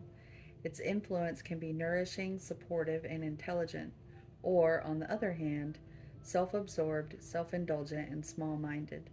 Wealth can be a support for meeting our highest aspirations or our deepest greed. As a goal in itself, it is empty. As a means to an end, it is potent and empowering. When fortune smiles on you, knowingly or unknowingly, your vision and plans for achieving them are in harmony with the flow of Tao. Manifesting great visions always requires support from the whole and a devoted team whose directives are in harmony with your own ideals. As long as you are grounded and regularly clear yourself of greed or egotism, others will come to your aid and great strides can be taken for the benefit of all. Wealth and abundance flow into our lives to the extent that we embrace challenges and adapt to changes. Any creative endeavor always has an element of risk in it, but by being totally present to whatever arises, you will succeed. Success in any undertaking is never a given, it is earned, and the more creative you are in the process, the more rewarding that success will be. Don't hide your light under a bushel now. This is the moment to shine and to share magnanimously. You may appear to others as the personification of easy success, but this is only because they failed to see the self-discipline and focused hard work done by you and many others who have supported you to bring about the present circumstances. Without their contribution, wisdom, expertise, and continued support, this time of prosperity would have been greatly diminished. Their help deserves recognition and can continue to play a vital role in ensuring the success of your endeavors in the future. Finding yourself in an enviable position can be challenging in a number of ways, not the least of which is your ability to stay centered and human. For example, you might previously have lived simply and generously, but find yourself becoming overwhelmed by increased responsibility and the need to strike a new balance. Or you may be surprised to find that you're becoming emotionally contracted, fearful that others will take advantage of you now. Miserliness is frozen energy that immobilizes the ability to create, and it is incapable of supporting life.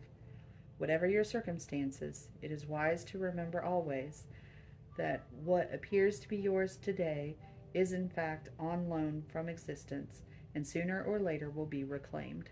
We were all born naked and equal, possessing nothing, and when we leave this life, we will take nothing with us.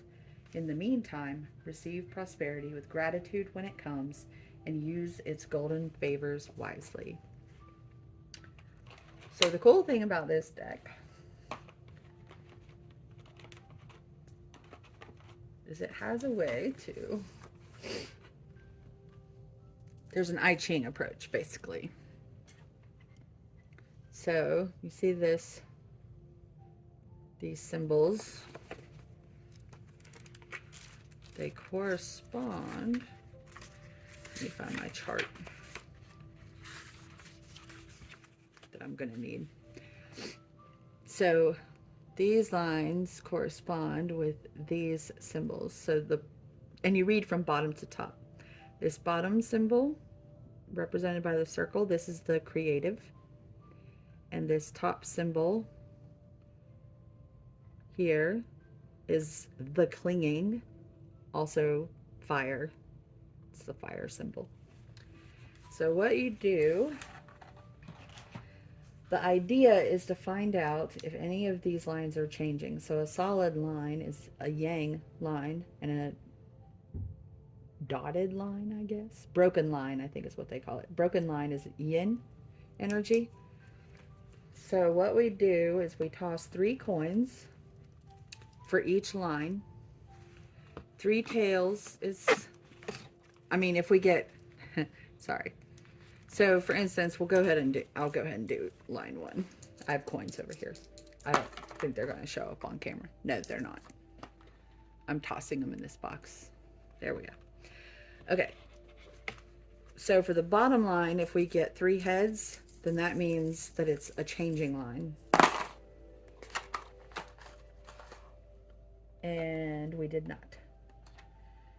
So same for line 2. Nope. Same for line 3. We did get 3 heads. So that line is unchanged. That line's unchanged. This line is going to change. You'll see what I do with it in a second. So now we're doing line 4. Nope. So for line 5, it only changes if we get 3 tails. Nope. And line 6, back to 3 heads. Nope. So we only had 1 change. So now we look to see what our new symbol is and what our new card would be. because just this one change in this one line tells us what the overall change in the situation will be. So, top still fire, but the bottom is now the joyous, aka lake, and totally looks like a cup of coffee with steam coming out of it. I am clearly not an artist. Not when it comes to this, anyway. I'm an artist in other ways. Okay. So, our new card number is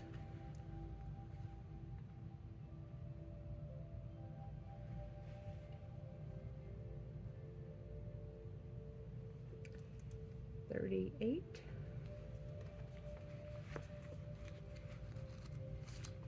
And 38 is opposition. So we don't really want prosperity changing into opposition. Let's see. I'll show you in the book. There's the new symbol. Opposition. So what we can do is we read, oh, what was the line that changed? Line 3. So we read about line 3 changing, and that will tell us how to prevent it. Okay. Knowing how to create wealth is a talent just as much as painting or composing music. And just as musicians and artists are rarely good business people, so good business people are rarely great artists. Sometimes the two types of talents can combine forces in an atmosphere of mutual respect. And that's when something can happen that benefits the larger community. A music school, a free concert, a program for kids that encourages their creative expression, for example. Whatever side of the equation you find yourself on, now is a good time to join with others whose talents might be quite different from yours and make something happen that benefits a greater whole. So, if you want to continue the state of prosperity,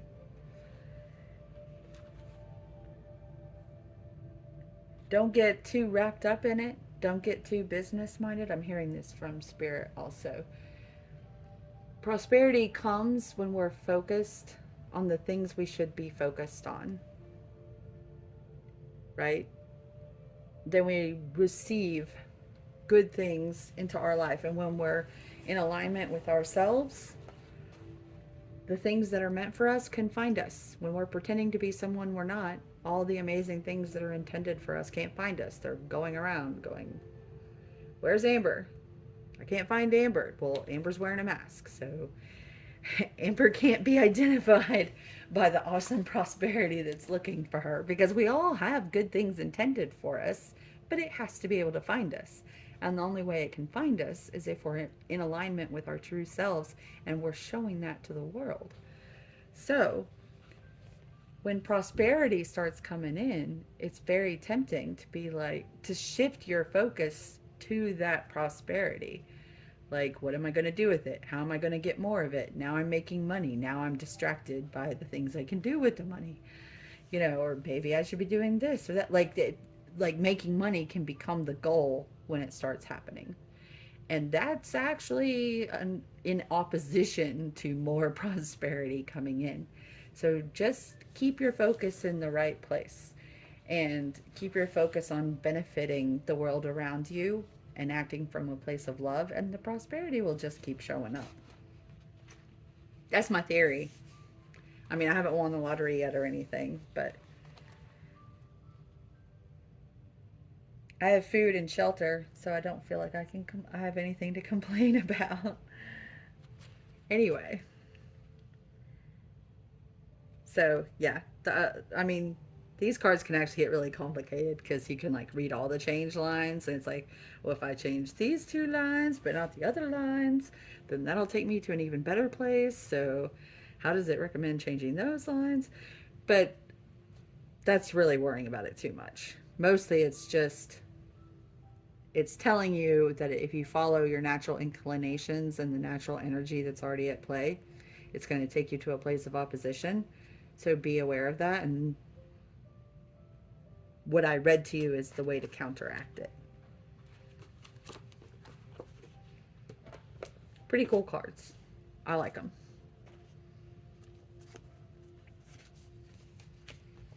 So your last oracle card is the Ancient Oak Spirit Strength.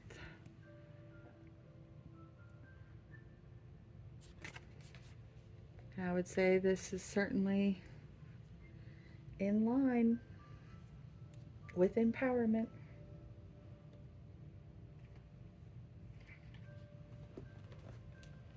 Now I'm looking for a book again. You think I'd learn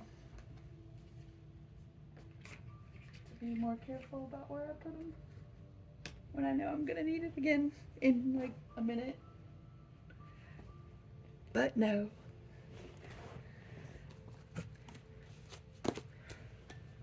And these are my favorite to read from the book. They have the best messages.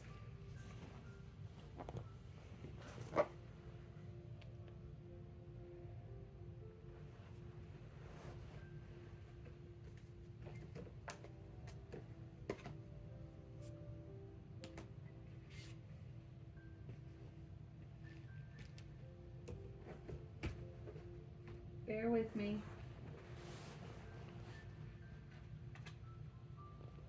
I should think of something awesome to talk about, but of course, that doesn't happen when I actually want it to.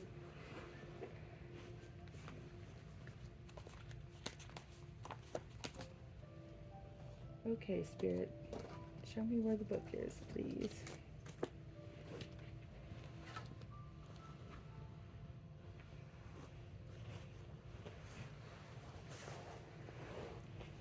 I hope I didn't bump the camera. She said, bumping the camera.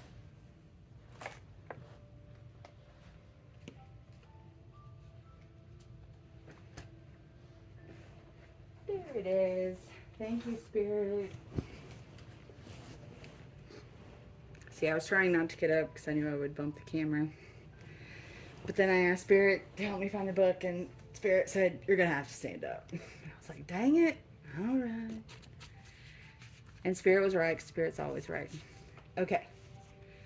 The spirit of the ancient oak tree says, you are wise and strong beyond measure. Stand firm and rooted where you are. Speak your truth. You are intuitively guided in the right direction.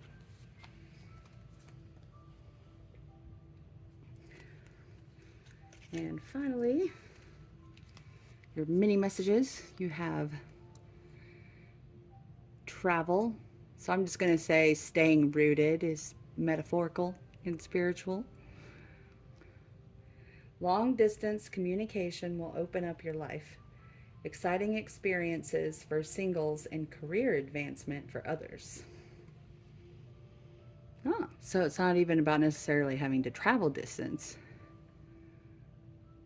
Long distances. It could also be communication across long distances.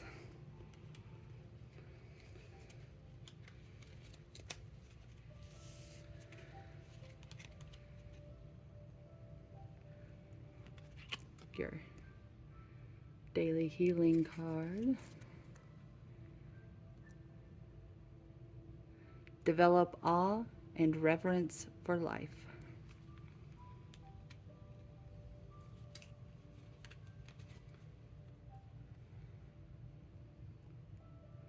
Boronia. Do not fear or doubt the new paths ahead. More synchronicity. And confident. You confuse confidence with ego. There is no shame in confidence. It's about knowing who you are and what you want, and most importantly, having the courage to stand in your own power. Wow. So, yeah, that exactly lined up with these two cards. And you're also missing a card. Ah, there it is. Fell off the back. Your final chakra card. Haha. This goes with prosperity, abundance. The world is abundant when you choose to see it that way. Down here it says citrine.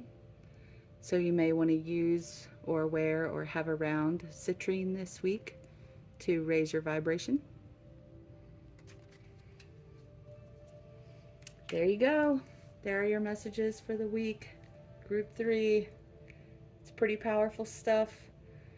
If you find this resonates with you or stuff happens during the week where this becomes meaningful, I would love for you to write your story in the comments. I love reading people's stories so much. It's so cool to find out, like, just hearing people's stories. I love hearing people's stories.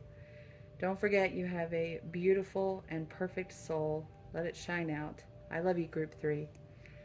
Bye. Hello, Group 4. If you decided to focus on your heart chakra this week, then these are your messages.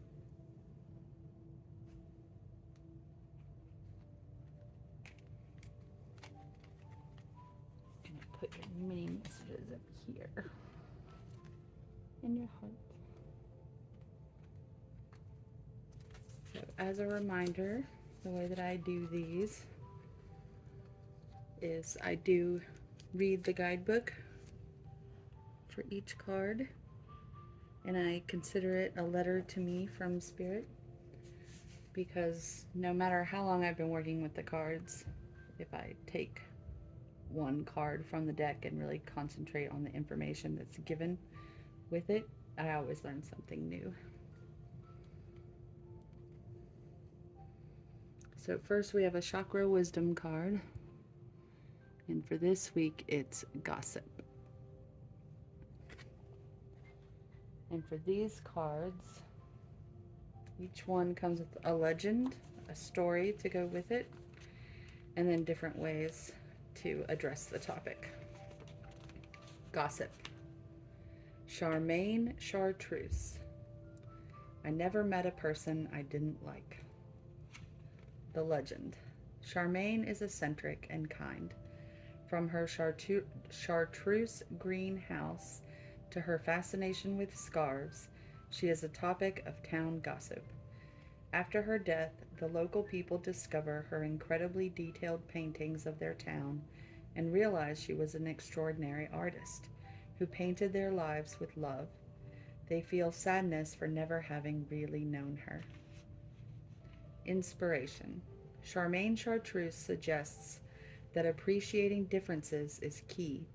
This card is a warning that you may lose a valued relationship if you do not appreciate what you have. Questions to ask yourself. Charmaine is about prejudice and misunderstanding. What am I resisting? Key ideas. Uniqueness of others, naivete, support for your vision, lack of appreciation, refocusing your life. The key words are freedom, dance, and honor. The suggested meditation for this week. Visualize someone you may be judging harshly. Notice how powerful your negative feelings are. Picture yourself in a room with that person and tell them what you like about them.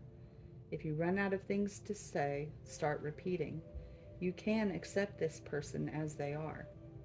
Allow them to tell you things they like about you. When they finish, thank them for coming.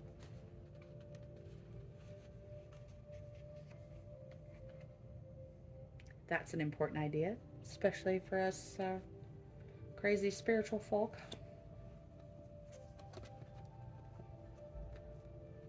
Next we have inner child. You know, I would also add to this, Charmaine was judged and gossiped about, but it didn't stop her from living a life of love. I think That's a very important facet to that story. The people who were treating her judgmentally, she had nothing but love for them in return. And that's why she was still happy. It's a good way to live.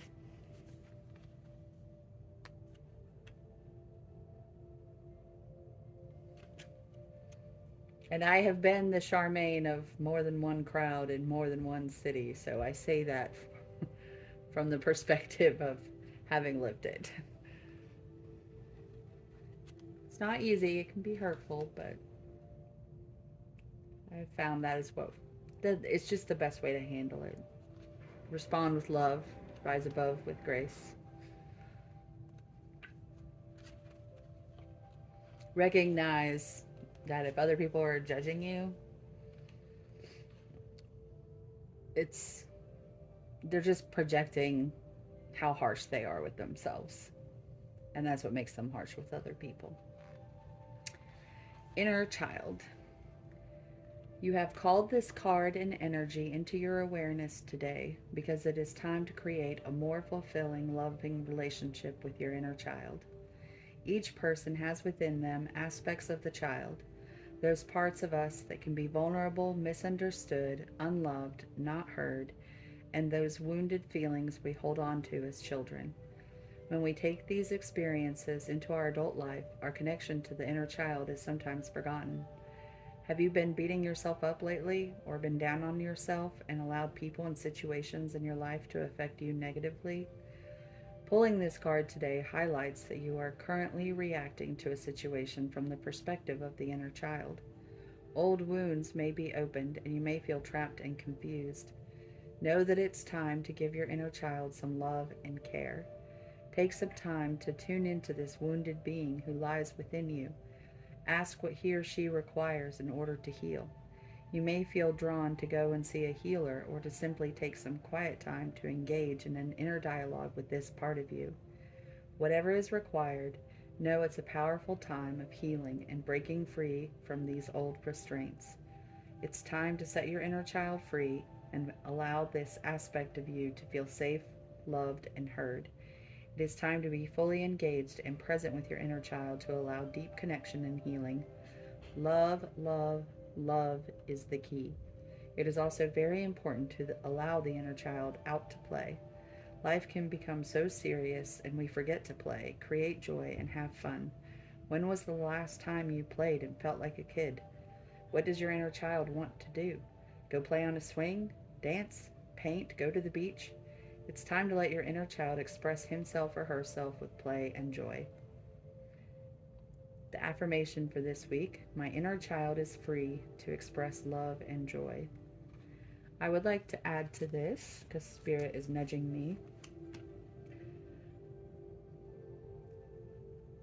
When we have wounded feelings and when we silence ourselves in our adult life with other adults, we are recreating those wounds for our inner child.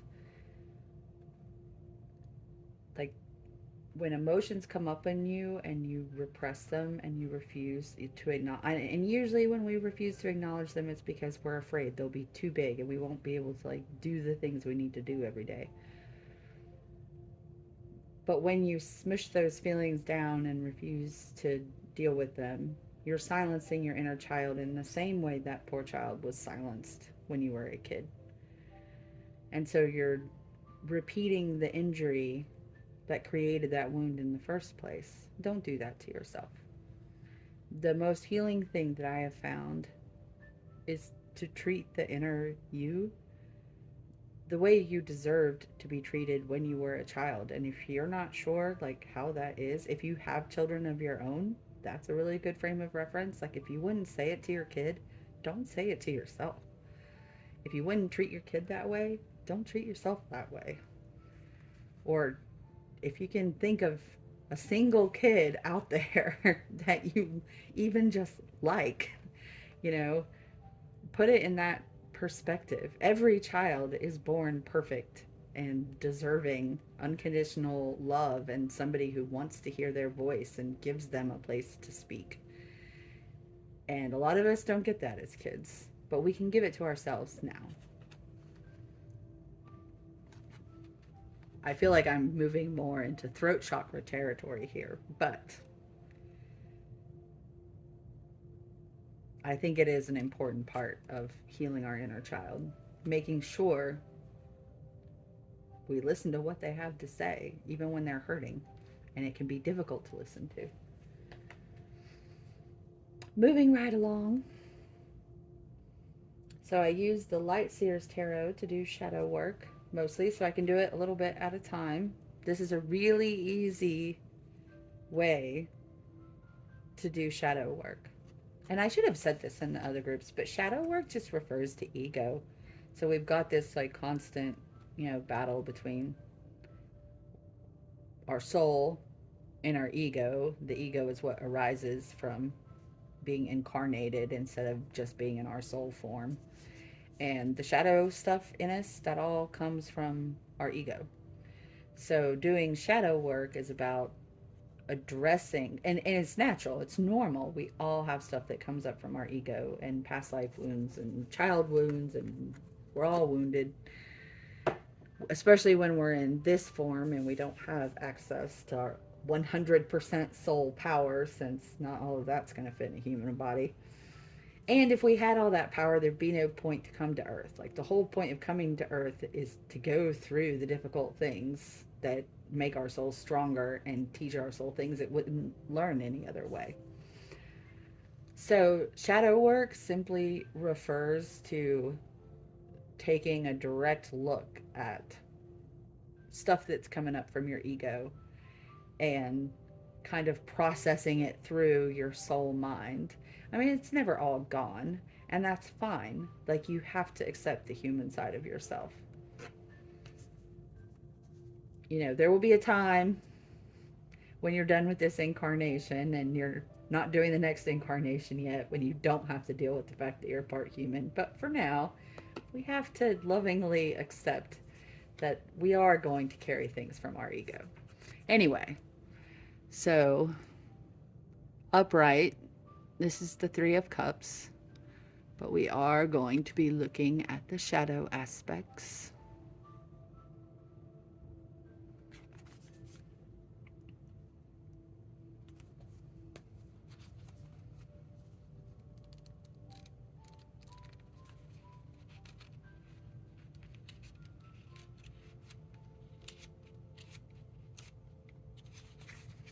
Three of Cups. The packs you run with and the kindred connections you forge are not always defined by blood, yet they are your living and breathing support system. Deep friendships are the family we choose, and these sacred connections are to be cherished and nurtured. In the best and worst of times, your companions serve as mirrors, allowing you to see who you really are through their eyes. Who do you need to reach out to for support? Call in your besties and enjoy the warm laughter that comes from a powerful soul group. Your mutually loving and beneficial bond carries vibrational attractions that are often ancient, and any setbacks arising from miscommunication or disharmony with others may be old wounds or patterns that are resurfacing to be healed. If an important connection has gone awry, it may be time to make amends. If you need to commit more energy to cultivating friendships, trust your heart to lead you. So, the shadow aspect of this card: a need to see the value you bring to a relationship, disputes or miscommunication, feeling left out, sometimes a love triangle, a need to make amends. So if any of that stuff comes up for you this week, just look at it. It's there. It's ego stuff. That's fine. There's no reason to feel any shame about it. Just be like, okay, that's the thing that's happening. That's a shadow. And then think about the positive side of the Three of Cups, or the light side of the Three of Cups, which is friendships, abundance, cooperation, community, closeness with siblings, joy, communication, celebration, and soul contracts. And an affirmation that can help you affirm the light side: I connect into this sacred siblinghood and into this expansive experience of witnessing through time. I will also add one other thing to the light and shadow side of the Three of Cups. I think it's important to pay attention to the people we surround ourselves with. It talks about that a little bit, but sometimes we surround ourselves with people just so we'll be surrounded by people. But those people do not serve our highest good. They do not bring out the best in us. They don't bring joy into our lives. We don't feel better about ourselves after we spend time with them. But we can be reluctant to like let go of that group. We can still like care about having their approval for some reason, or worry that if we give them up then we'll be alone, and we don't want to be alone, you know. So I would add that into the light and shadow aspects that can play off of each other, and to keep that in mind also. Your next tarot card is the Five of Wands. Let's see what embossing this one is. So if I put things on this side of the camera, there's a glare, and then I can use a glare to show the embossing. So a lot of the wands are also embossed. You can kind of see it a little, sort of. I can see it, but that may just be because I know it's there. I'm usually better at catching it. Anyway, a bunch of the wands. Like there's embossing that's highlighting all the, I don't know what to call that. I guess, oh, there you can kind of see some. See, that's all around the card. Okay. So, Five of Wands, which is an interesting addition to the mix. I'm really feeling like you're not hanging out with the best group of people. I'm going to be honest with you. So, I like the Quantum Tarot because it always brings up questions to ask yourself, which is a good thing to have during the week. It's a good way to pay attention and be conscious.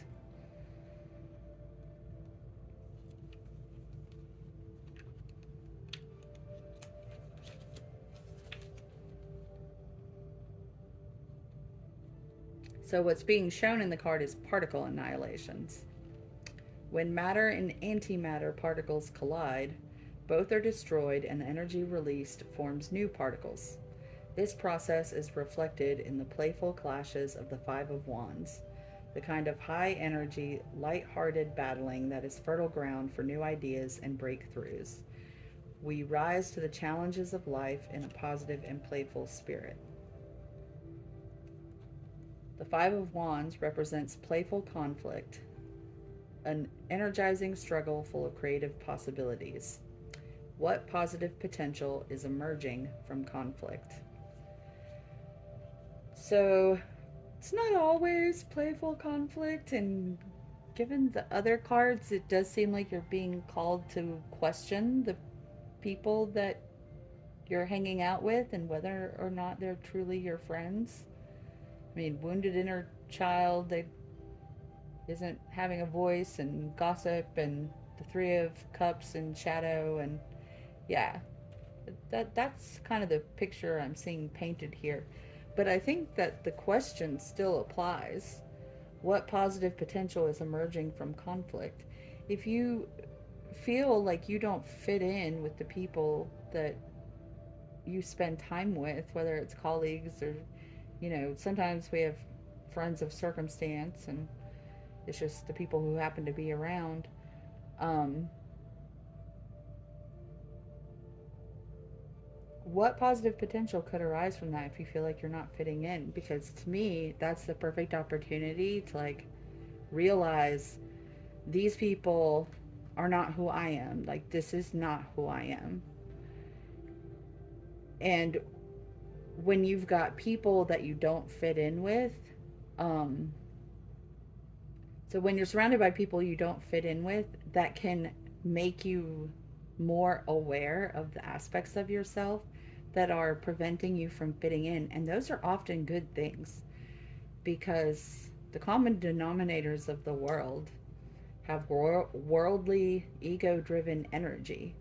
And if you're not fitting in with that, it's probably because your soul is trying to call you to a higher place. And I'm not saying that it's easy to like give up these people. I mean, it's hard to find. I mean, the higher your vibration gets, the harder it is to find friends. But it is important because that's what keeps your vibration high, having other high vibration people around you.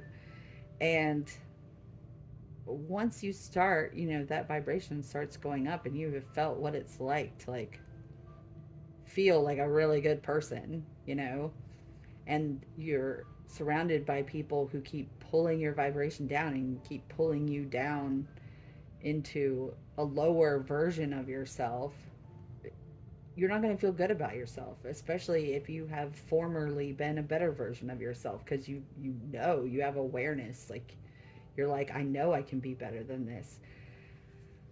So yeah, I mean, I know it's hard to give up the world,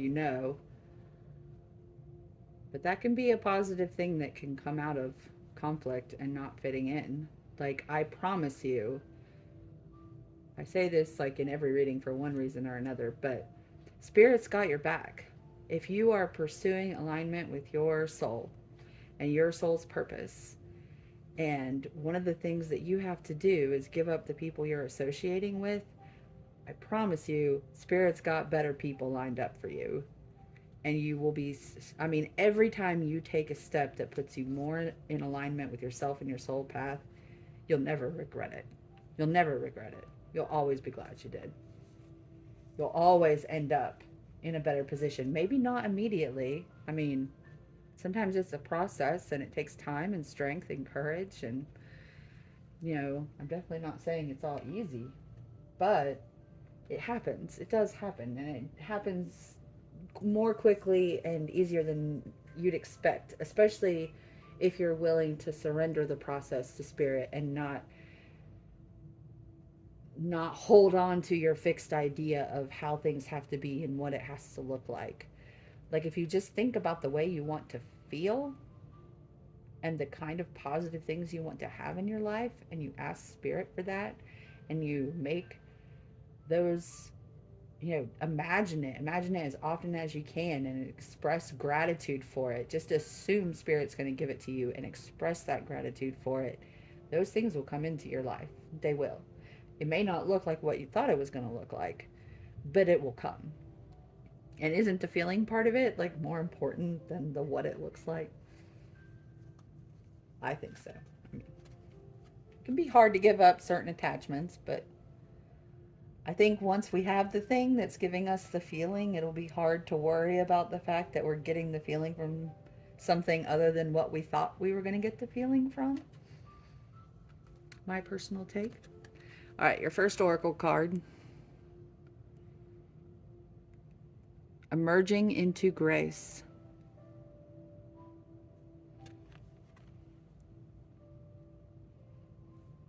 Again, I think that fits in extremely well.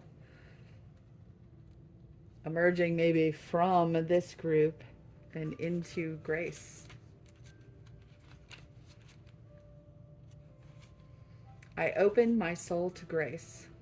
All is well. You can relax and let go, for your path is divinely guided. So exactly what I was just saying. It's really nice when Spirit guides me to like deliver a message and then also delivers the message through a card. Gifts from the Creator are pouring into your life. Gratitude abounds. A spirit of grace is softly unfolding in your life. The universe wants you to know, in the stillness of retreat, the gifts of Spirit will emerge at your feet. In gratitude and thankfulness, an opening into the deepest spiritual realms is occurring. Simply be ready and be open, as waves of sacred love will pour into your heart. Grace is growing within you so that more and more you serve as a safe sanctuary for others. Questions to ask yourself this week. How does the Spirit of grace want to work in my life? What has blocked it from filling my life in the past? If I truly let go and open myself to grace, what will unfold? That's beautiful. Next, we have relationships.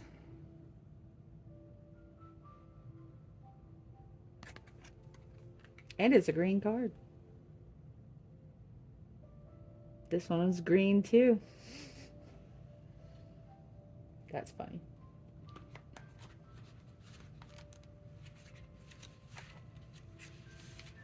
Relationships are just mirror images of your own life, how you feel and treat yourself, as well as how you react and respond to different situations and people around you. Be aware that every relationship is an opportunity for soul growth. We bring you this card for we feel that you may be questioning a certain relationship in your life. This card also signifies that it may be time to evaluate and appreciate the relationships you have now or those from the past, good or bad. Even a difficult relationship can be a surprising spiritual catalyst for you. All relationships, whether they're on emotional, physical, mental, or spiritual level, are part of the learning process and enlightenment of the soul. No matter what category a relationship falls into, it acts as a teaching tool for the lessons your soul needs to learn.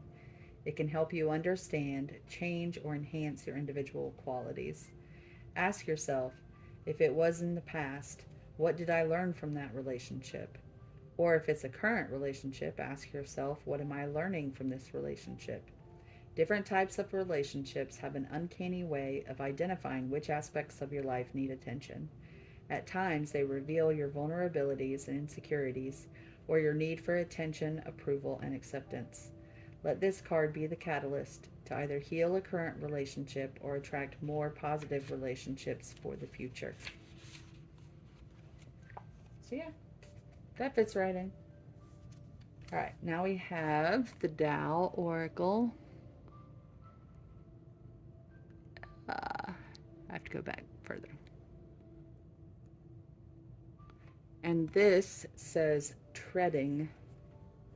And at the bottom it says conduct self awareness, proceed with caution and sensitivity, correct behavior, and act responsibly.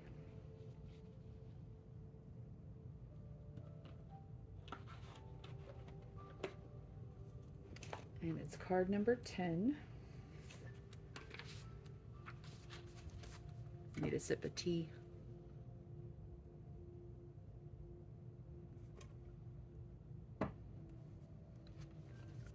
There are basically two modes of conduct in human life: conduct that arises from ego and conduct that arises from essence. While it can be a lifelong endeavor to acquire the inner awareness, centering, and integration that enable you to act from essence, the hexagram of treading characterizes a situation where the differences between these two modes of conduct come sharply into focus. Hexagram refers to this symbol down here. So all of the cards in this deck represent one of these groups of symbols, and they're all referred to as hexagrams because there are 6 lines.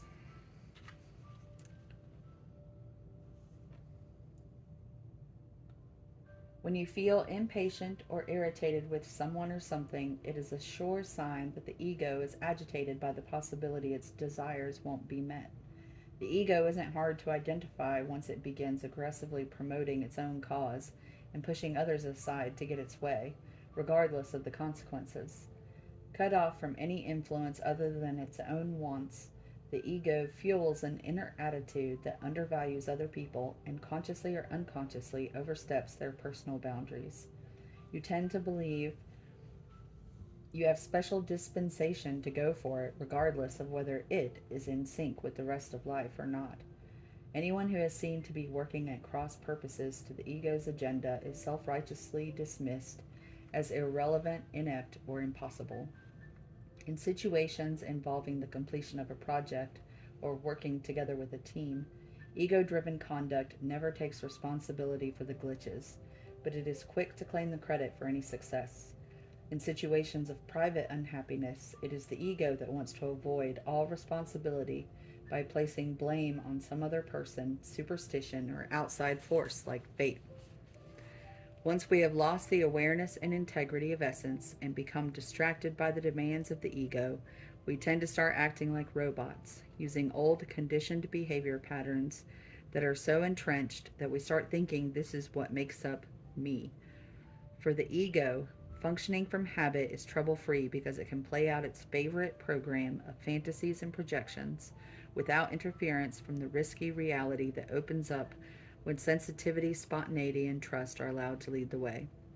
The essence, on the other hand, is so self assured and at home in its own skin that it has no need to prove itself by advancing its goals against the goals of others.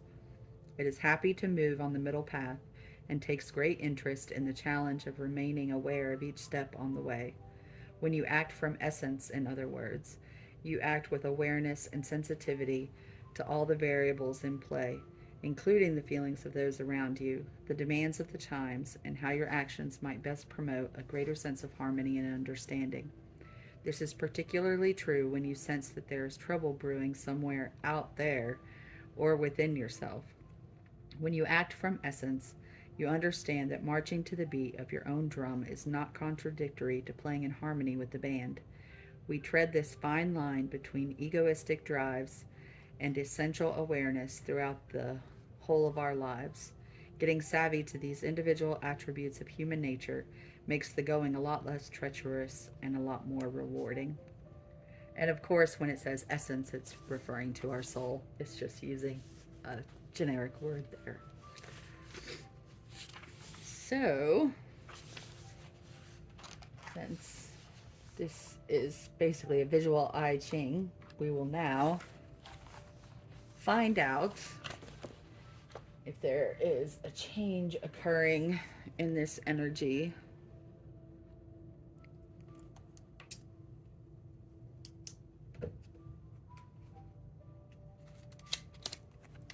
So the hexagram pattern, we're going to be looking to see if any of these lines are changing and what the new hexagram would be if with the changed line, if anything is changing. So we throw 3 coins, and so for line 1, if we get 3 heads, then the line is changing, and that's a no. Line 2 is also 3 heads. That's a no. So for line 3, which is a yin line, we need 3 tails to change it. And that one is changing. Next one is 3 heads.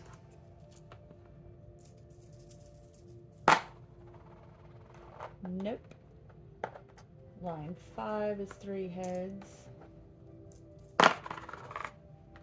Nope. And line 6 is 3 heads.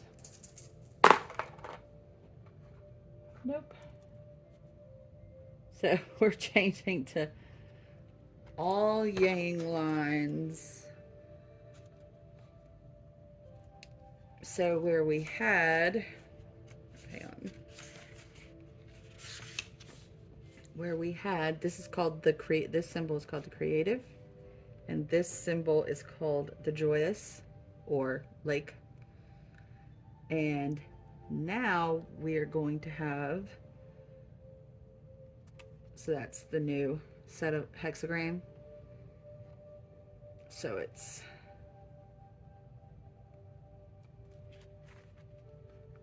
two circles representing the creative.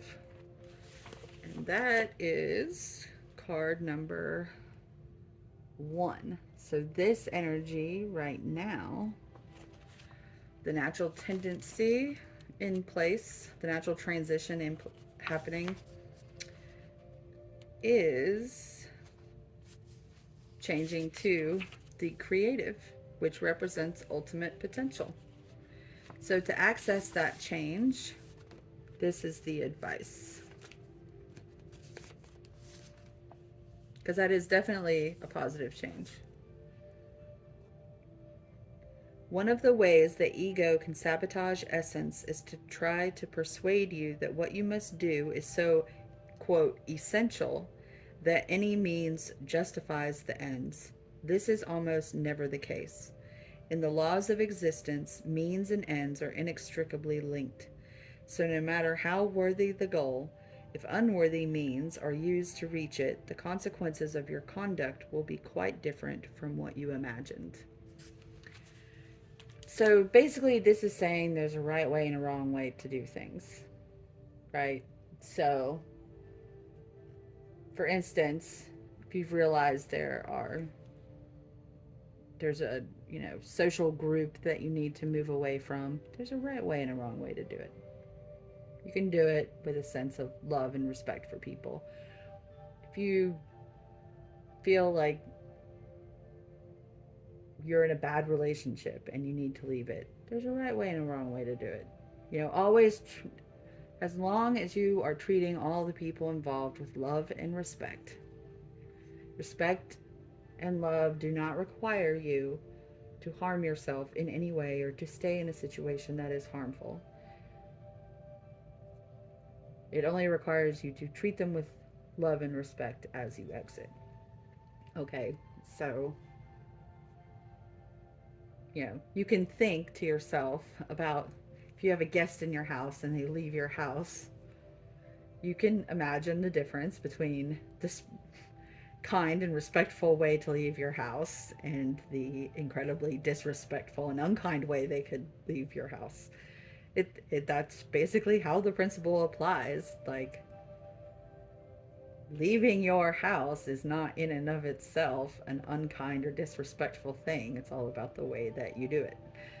So, what this is basically telling you is that if you can handle these situations in a way where you are treating all the people involved with love and respect, even if they've been crappy to you, still, this is about you and your soul and the state you want it to be in and your karma and the kind of karma you want to have.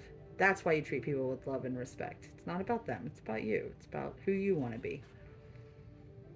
So, whatever situation you're in, treat people that way and you will move from this treading energy into the creative energy of unlimited potential, which is kind of a small ask to be given a pretty big reward, in my opinion.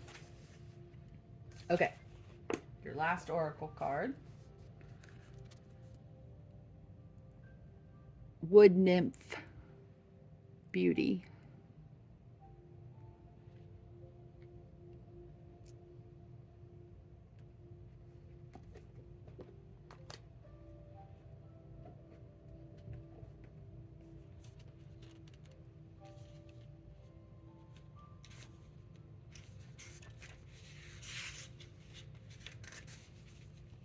The spirit of the wood nymph says, remarkable spiritual beauty is growing within you.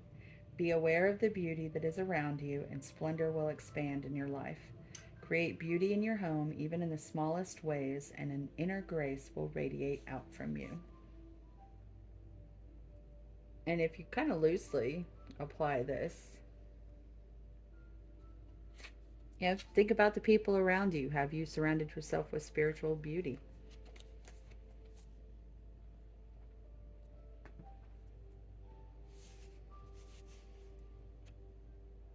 Your final messages. First, your love message, which I felt would be appropriate. Acceptance is the key to inner peace. At times, we must accept things as they are. There is no point trying to change that which is beyond our control. So that would apply to things like, you know,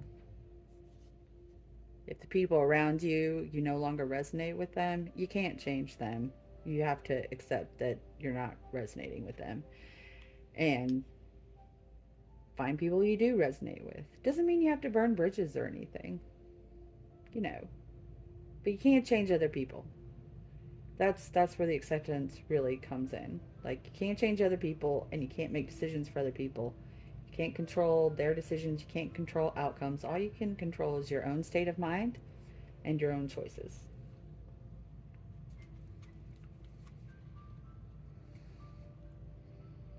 Strength.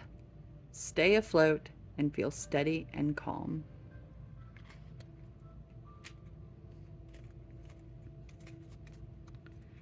Resilience.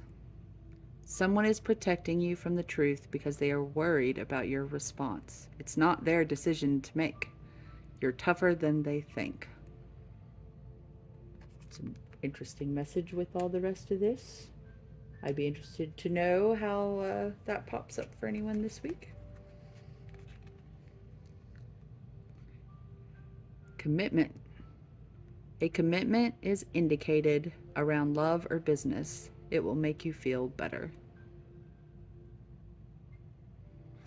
This can also be about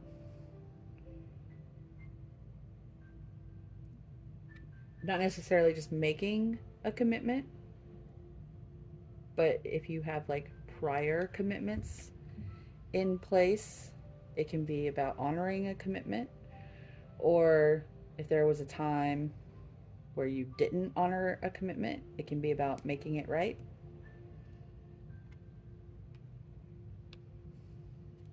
Like if you break one commitment and make another commitment to replace it, I would definitely say that where you really need to make things right and where your loyalty should really lie is the original commitment. Because, like, holding to the second commitment, it's like if you take a job and you guarantee to them that you're going to be there for at least a year before you leave, but then you get offered a better job with a higher salary 3 months later, and you leave your old company like in the lurch, and you know there are wounded feelings and betrayal and like all of that because you promised you would stay for a year and you didn't. No matter like holding a commitment like to the second company doesn't fix what happened with the first commitment. Like there's still a need there to like make things right. Like, oh, if I keep this other promise, it'll make up for the promise I broke to someone else. Like it doesn't really work that way. I mean, it's complicated. I don't mean like if you've changed as a person and so you're keeping your promises and commitments today when you didn't 10 years ago. I mean, obviously. I'm talking about like an immediate situation. Don't feel like you. This is because another group had a message that popped up that was basically saying if you've tried a path and it's not working for you, then like don't have too much pride to like go back. And so I'm thinking about that when I'm saying this. It's like commitments are, it's saying a commitment is indicated around love or business. It will make you feel better. Don't commit to something that's making you feel bad just because a card said that you should commit to something this week. That's basically what I'm trying to say. Like, if you've tried something and it's not working and you don't want to do it anymore, commitment to that isn't going to make you feel better. In that case, committing to changing your circumstances so that you can feel joy and live in a higher vibration, that's the commitment that would make you feel better. So, you know, apply wisdom to this message, is what I'm saying. Only commitments that are in alignment with your soul purpose and your soul path are actually going to make you feel better. Okay, finally, the last message. One more chakra card. Forgiveness. You'll find freedom in forgiveness. And keep in mind, this also applies to self-forgiveness. We also have malachite down here. So you may want to wear that or use that or have it around this week. All right, group 4, that's it. Those are your messages for this week. I'll have more messages for you next week. If you see ways that this applies this week or anything comes up that's interesting, please leave me a comment. I love hearing people's stories. Remember that you have a beautiful and perfect soul. Honor it, cherish it, surround it with things that will raise its vibration. I love all of you. Bye-bye. Hello, Group 5. If you've decided to focus on your throat chakra this week, then these are your messages.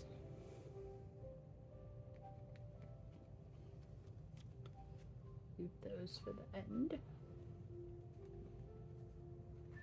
So as a reminder, the way that I do these is to read the guidebook, and I'll also share any other messages that come in from Spirit to elaborate on things. But I use the guidebook because no matter how well I know a deck, still looking at just a single card from the deck and reading the information that comes with it, I always learn something new. And to me, reading the guidebook is like a letter from Spirit, which I like. And I'm going to do a little bit of energy clearing.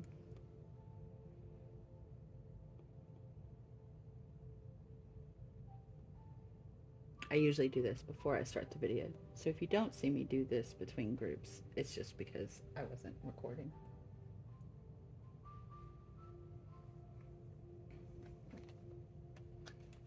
So your first card is Vanity. And these cards are interesting. Each one comes with a legend, a story, and then various ways to apply the topic. Aqua people. I need more, better, bigger. Yes, that will make me okay. The legend. Crystal, Peter, and Mike are at a party in Mike's posh home, toasting success in their business. A mysterious old man appears and asks them whether they prefer gluttony or generosity. Puzzled, none of them answers. He reminds them that more does not mean better, and they laugh. Suddenly, they are alone, far from the party, in rising water. We're getting more, cries Peter. Rain falls, and the water rises faster. Play, shouts Crystal. We must do well with what we have. And they begin to have fun in the water. As they begin to have fun in the water, the rain stops. Interesting story. Inspiration. We all say we will stop when we have enough, but there's never enough. You may be looking outside yourself for validation. Questions to ask yourself this week. Am I feeling disconnected from any people in my life? Am I growing away from limiting relationships? Key ideas. Oh, actually, I'll say, really think about those questions, because one is about, am I feeling disconnected from any people in my life? It's asking two very different questions. So one is, are you becoming disconnected from people that you would like to be connected to? Or are you growing away from limiting relationships? Are there relationships that are no longer serving your highest good, where you've grown in ways that you don't fit together anymore, and in that case, disconnection is what's called for? Not unkindly, but yeah. In other words, being less connected isn't always a bad thing. Key ideas. Environmental tension, living in illusion, self-doubt, power to change, lesser companions, empty conversations. So obviously that's representing both positive and negative aspects. Keywords. Faith, awareness, transformation. A meditation to help you with this during the week. Visualize an aqua light within you. Imagine people you love surrounding you. Feel the light building and spilling onto your loved ones. Send gratitude to those you love and those you have yet to meet. Bless them all. Notice the energy and any messages that you receive.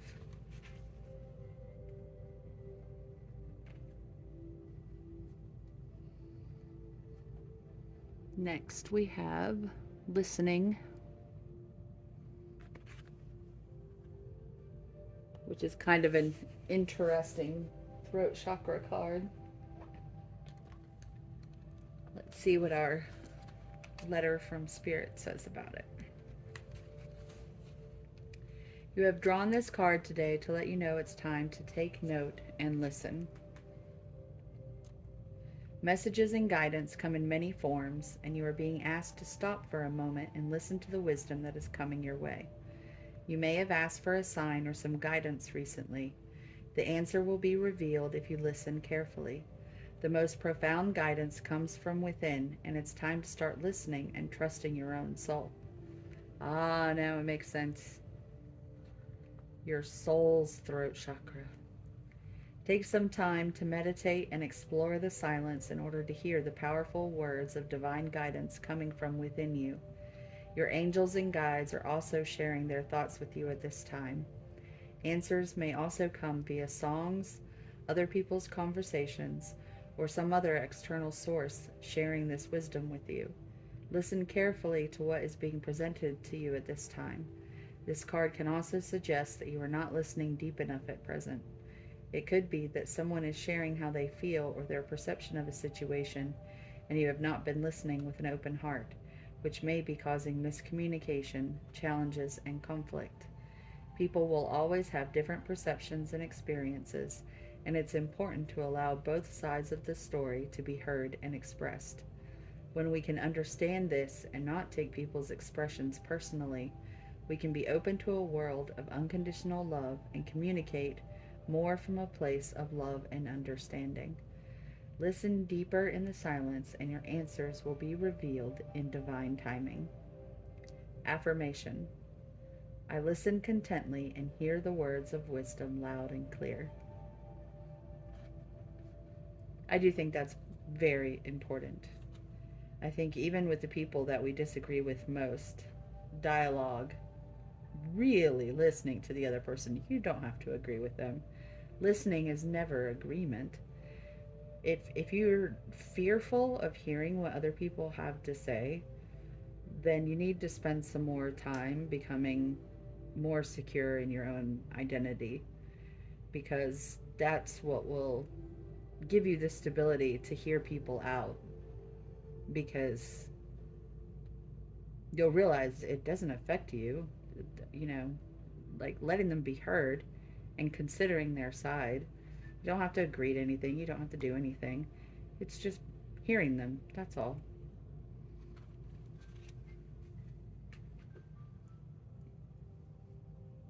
Next,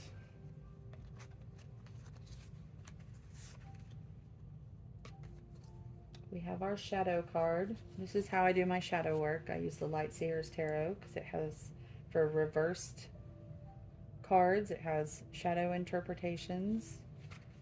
And so I like to use that to do my shadow work. And of course, shadow just refers to ego influence. That's all that is. It's not that big a deal. It's not scary. It doesn't have to be, especially if you just work on it a little bit at a time. And we have the Page of Cups. This is upright, which is interesting because the legs are up here. But we are going to look at it from the shadow perspective.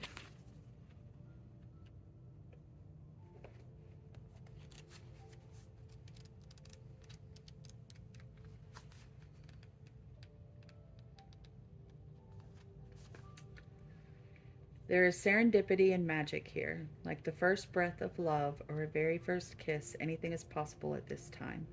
Be open to wildly wonderful miracles. This is the When Pigs Fly card, and holding it in your hands is a sign that unforeseen yet fortuitous events are coming your way. Bring childlike enthusiasm to the unknown and welcome any unexpected twists on your journey. Be open to inspiration from the strangest of places and pay attention to the intuitive musings that arrive. They will give your creativity wings. As you enjoy this time of strangely unique thinking, ensure that you are not being overly sensitive or blocking your own flow because you are trying to control the process. Allow your emotions to follow the breadcrumbs of joy. Play a little more. Do something silly. Stay curious about any feelings of wonder and awe and allow your sensitive dreamer to dream. The shadow aspects of this card: missing the signs, being overly sensitive, displaying childish emotions, blocking creativity.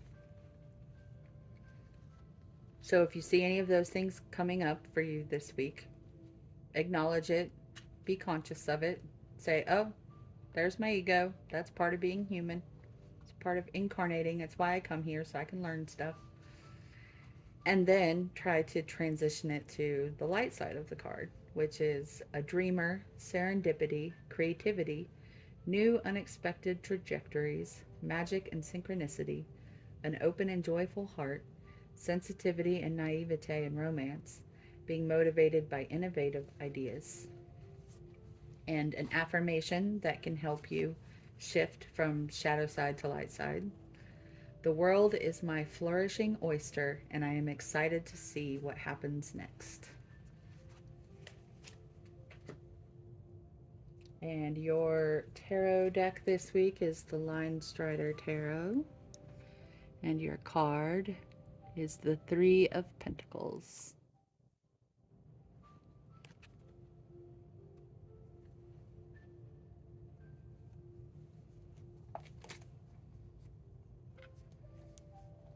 And our letter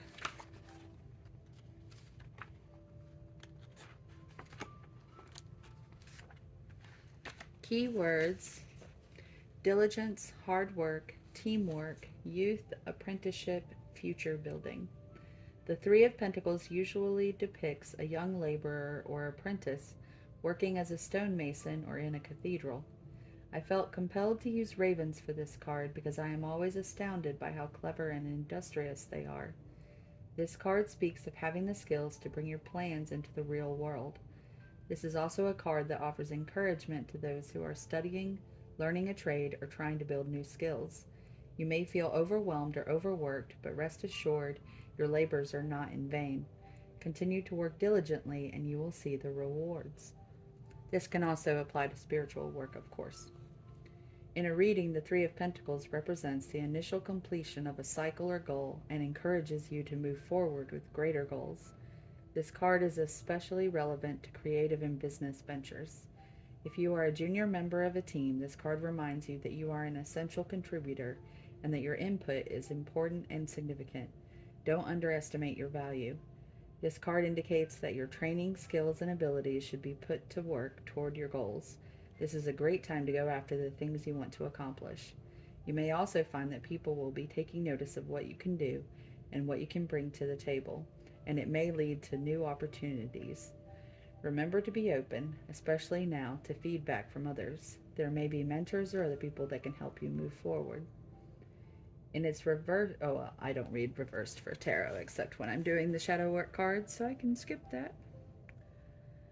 Um, yeah, cooperation. Like if I think of, whenever I see the Three of Pentacles, the first word that I think of is cooperation and collaboration.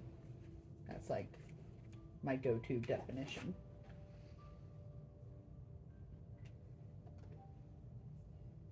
Your first oracle card is, oh, more of the picture in there. There we go. Animal Kingdom. And I'm keeping this over on the left just to avoid glare. There's more glare on this side. See, there. That's why I'm keeping it over here.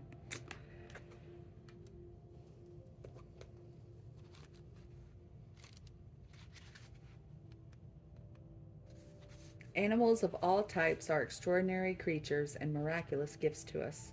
They've been our spiritual companions since the dawn of time. At this moment, they have lessons to share with you that will open your heart and soul. Spirit has presented this card to you to make you aware that the animal kingdom is beckoning to you. Have you been thinking about animals lately, or have you acquired a new pet? Have you considered volunteering at a shelter? Or are you noticing that regardless of if they have fins, feathers, fur, or two legs or four, animals are entering your life?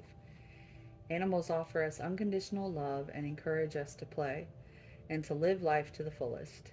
They help us let go of the past, to remember that each moment is a new opportunity to make every day count, and most important, to be in the here and now. Whether you've owned an animal, have one now, cared for one, or simply have a relationship with one, always know that by loving and taking care of God's creatures, in reality, you're taking care of yourself. Be open to the idea of letting the animal kingdom come into your life. They could possibly be your teacher and healer. You never know what beautiful lessons and love await you. It's also possible that you could be thinking about a past relationship with an animal or a past pet where it didn't go well and now you feel bad about it. Like, I know that I had pets, like when I had too many responsibilities, and I still feel bad that I couldn't give them as much attention as they really wanted. So, things like that, like, you actually can learn a lot from your relationships with your pets. And they do teach us a lot with about unconditional love. Next, you have dark thoughts.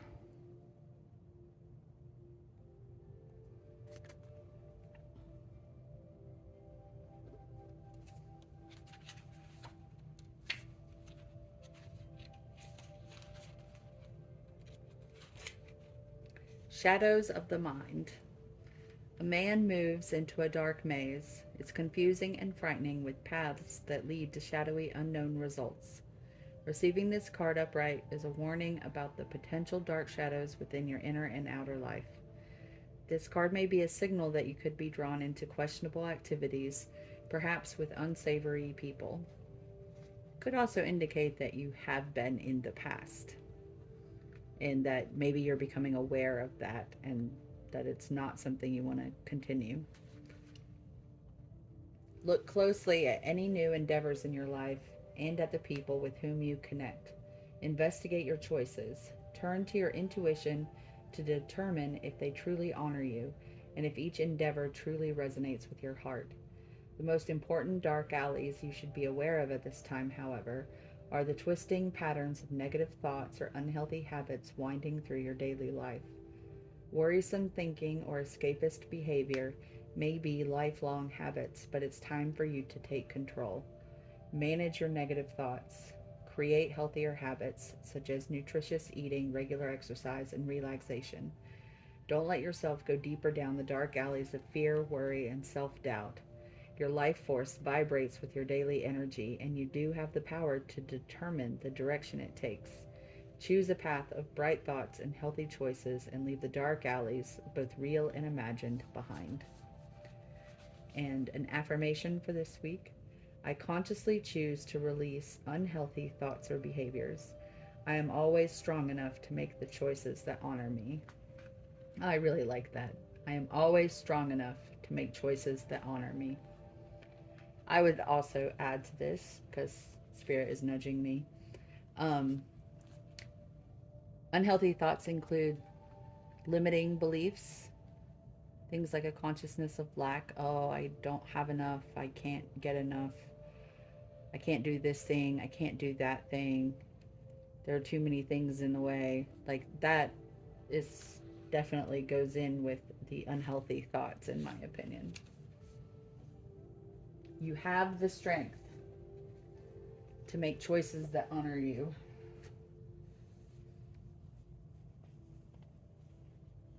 And pursuing your purpose is definitely something that will honor you. Oh, this is one of my favorite cards. Yin and Yang.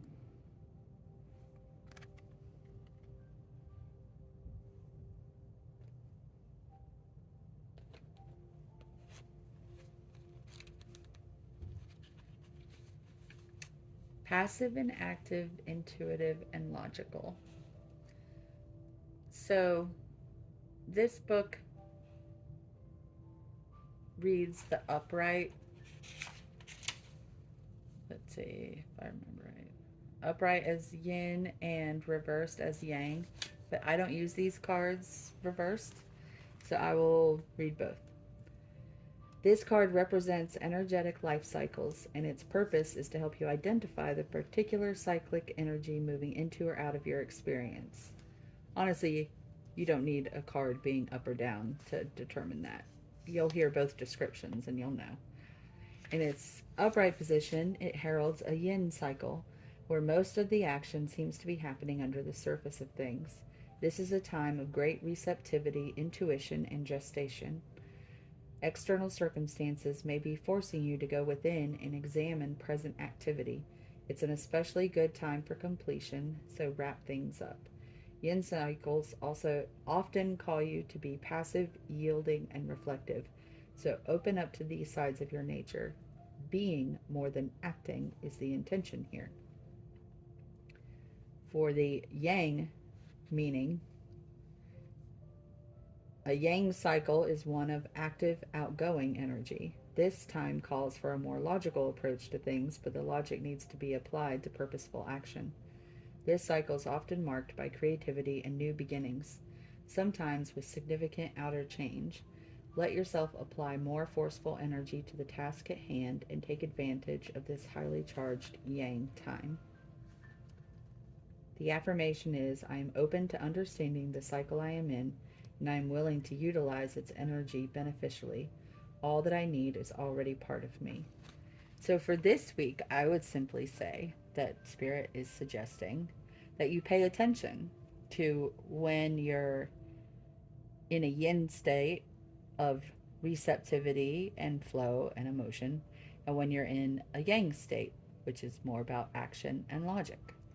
And pay attention to if you feel like these sides are in balance with each other and if you're comfortable with both, because the healthiest aspect is to develop both and be able to use them when appropriate and in beneficial and healthy ways. So, something to pay attention to this week. Finally, you have the unicorn, purity.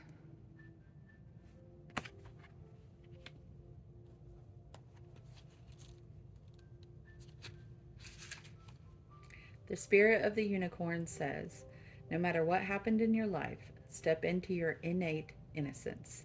That is so important. It does not matter what you've done. It does not matter what's been done to you. It doesn't matter what mistakes you've made. It doesn't matter who you've been in the past. Your soul is perfect. And because of that, you carry a perfect state of innocence inside of you all the time, and nothing can touch it, nothing can damage it. It can be hidden for a little while, but it is still there. You cannot lose it. I can't stress that enough. No matter what happened in your life, step into your innate innocence. You have a pure soul. You are a child of the Creator. Let go of the past and see the world with new eyes, and almost miraculously, wonders will abound. There is nothing more powerful than true self forgiveness. I don't mean justification, rationalization, blaming other people, none of that. To see the truth of things and then forgive yourself and give yourself permission to be a new person, a growing person, someone who has learned, someone who is better than they were yesterday. Give yourself permission to be all of those things. Please. There's nothing more powerful than that. It's and it's not just a gift to yourself. It is a gift to absolutely everyone around you. Your soul deserves it. Your soul is perfect. Your soul is pure. And I love you. Whoever you are, if this is something that you struggle with, you are loved and you are seen as perfect by at least one person, and probably a lot more people than that. But that, I actually really mean that, because people used to say about me, oh, she just sees the best in everybody. And like the older I got, the more they were like, well, she's just naive and a poor judge of character. And I honestly didn't understand how so often people could behave so differently from what I saw inside of them. And it's only very recently that I realized that for whatever reason I was born with the, and I hope the reason is to help people, because that's really all I want to do. Um that's my sole purpose, and yeah, it means a lot to me. But I realized that when I look at people, I see their soul. Like, that's what I see. I see the soul that's inside of them trying to come out. Like, no matter how much they've covered it up, that's what I see when I look at them. And yes, it had its downsides. I've forgiven a lot of things. Like, it took me a long time to learn like healthy boundaries, and that you can forgive a person without, putting offering yourself up on the altar again. There are unhealthy friendships that I have moved away from in love, and I wish no ill on the people or anything like that. You know, point being, if I met you, I would think that you are beautiful, and I would love you. And I have absolutely zero doubts about that, because it has been true for literally every person I have ever met in my life, and that's a lot of them. Okay, so please look past the muck of incarnation and see your soul. Look in the mirror and picture it. Picture that light pouring out of you, and realize you deserve forgiveness, and you deserve the opportunity to be the person that you're trying to be, and to be the person that you want to be, and that nothing you have ever done lessens your potential. Okay. Very important to me that people know that. I see people just do so much to hurt themselves, and it hurts my heart to see it happen.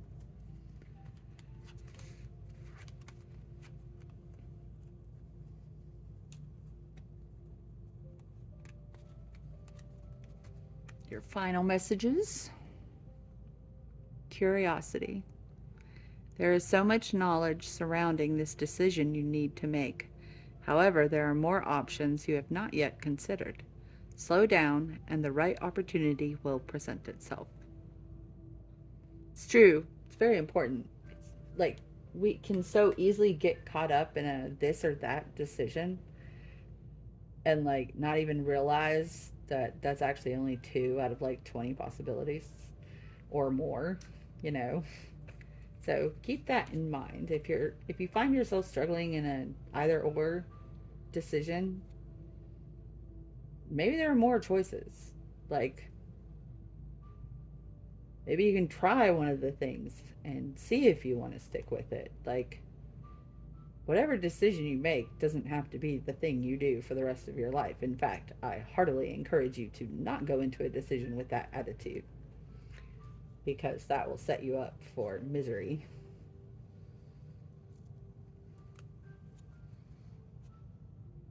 Intuition. Trust your intuition. It has been guiding you to the answers that you seek. Ooh, that's in line with the curiosity card. So the curiosity card is saying, let's do some creative thinking. Let's see if there are like other possible answer options here that you haven't considered. And it says, oh, where is it? It says the right opportunity will present itself, but that is kind of a reference to the divine and intuition. Like, let spirit guide you. And that's what this is about too. Trust your intuition. You know what to do. Deep down somewhere, you always know the answer. It may be a scary answer. I mean, like, it may not be the easy answer, but you know the right answer. Most of the time. Not all the time. Sometimes it can be really hard to see. I admit that. Sometimes it's complicated. But you know what? If you truly aren't sure what the right option is to choose, don't choose yet. Wait for spirit to show you. And if you ask spirit to show you, and you're really willing to hear Spirit and see what Spirit has to say, Spirit will show you, I promise. You can ask for signs. I mean, you can ask for dumb things. Like, if I'm supposed to do this, then show me a butterfly. And you can ask for things like that. Spirit wants to support you, but they can only help as much as we ask them to and allow them to. Like, we have free will, so they have to have permission. But don't be afraid to ask for what you need. Do something to improve yourself. Any improvement you make will benefit all of humanity.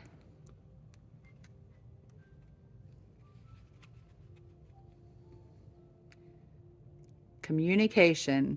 Ha ha ha ha. And it's the throat chakra. Communication. A reunion could bring love or a rekindling of friendships. A lucky win seems likely. Ooh, somebody might be getting a reunion. That sounds cool. I like it when I get that. Truth. Speak from your heart. It is the only thing worth listening to. And this goes back to the listening card. Okay? All of these are relating back to that. Like, somewhere, somehow, you're making a decision, possibly about some things you ventured into, and now you're like, this is like a deep, dark hole, and I don't want to be here, right? And this is all saying the answer's inside you. And we also have, what is that? Turquoise down here is the stone. So you may want to use it or wear it or have it around this week. Okay, group 5. That is all your messages. I hope you found something helpful. I hope something resonated with you. If anything pops up for you this week or this winds up being useful or applicable, please leave a comment for me. I love hearing people's stories. It makes me so happy. Remember that you have a beautiful and perfect soul, and I love you. And I will have more messages for you next week. Bye. Hello, group 6. If you've decided to work on your third eye and crown chakras this week, this is your messages. These are your messages.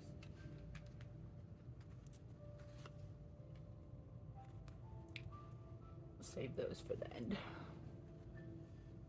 So as a reminder, the way that I do this is I do read the page in the guidebook. I consider it a letter to me from Spirit. No matter how much I've used the decks, I find that pulling out one card and really reading through the information that comes with it, even after I've owned it for a long time, I always learn something new. So first we have Chakra Wisdom. And for this week we have Confusion. And these cards are interesting. They come with a legend, which is a story, and then different ways to apply the topic. And for confusion,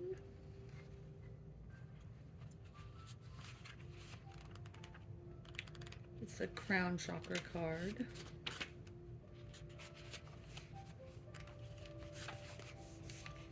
Silver cloud. Every silver lining has a cloud. God, that's like the opposite of my life philosophy. I suppose it's true. The legend. Jana climbs Faith Mountain in dense fog, wondering whether her decision to leave her boyfriend was the right one.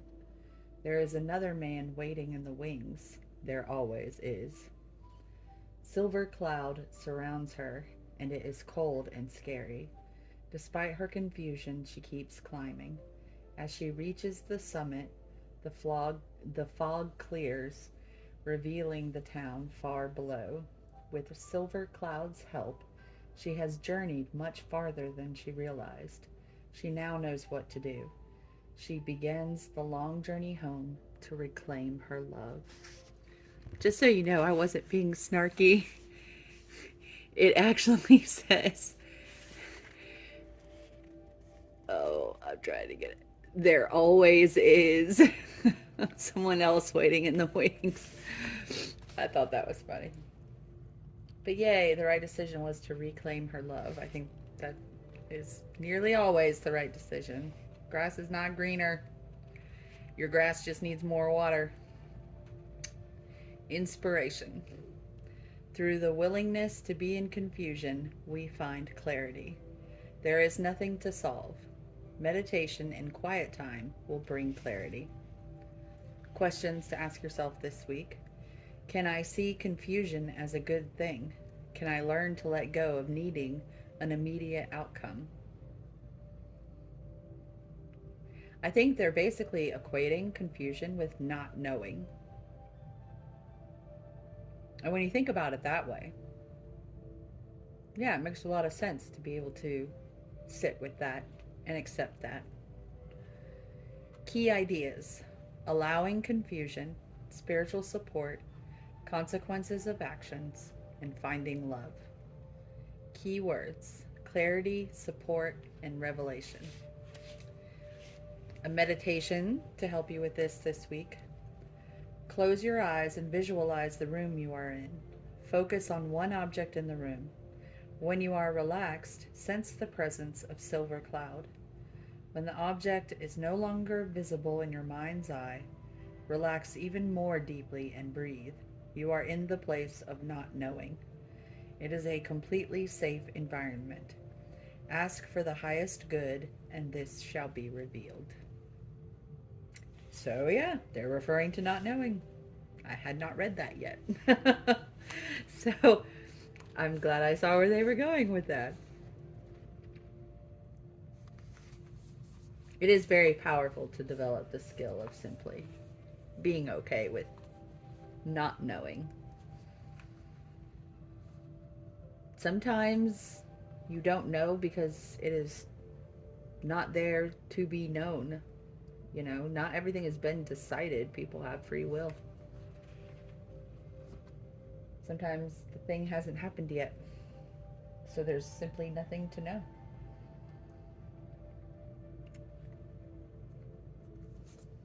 Next we have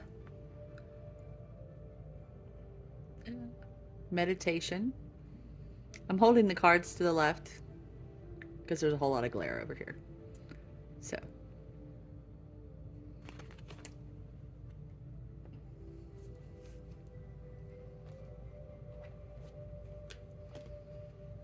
that is, what was the card number? 32.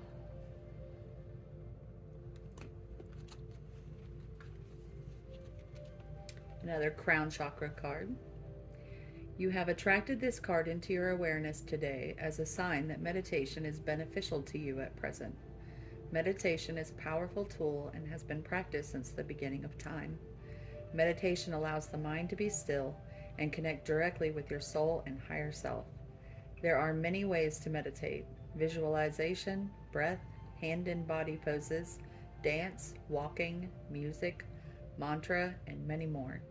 The powerful practice of meditation can create an abundance of positive outcomes in your life, such as healing, expanded self-awareness, clarity, deep wisdom, insight, inner peace, relaxation, and a moment to retreat from the craziness of the world to realign and balance yourself.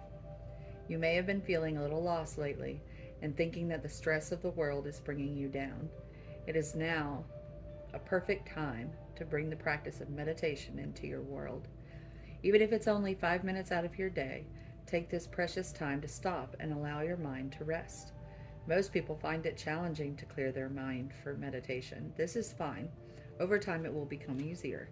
The best way to work with the crazy mind is to focus gently on the breath, which gives the mind something to do.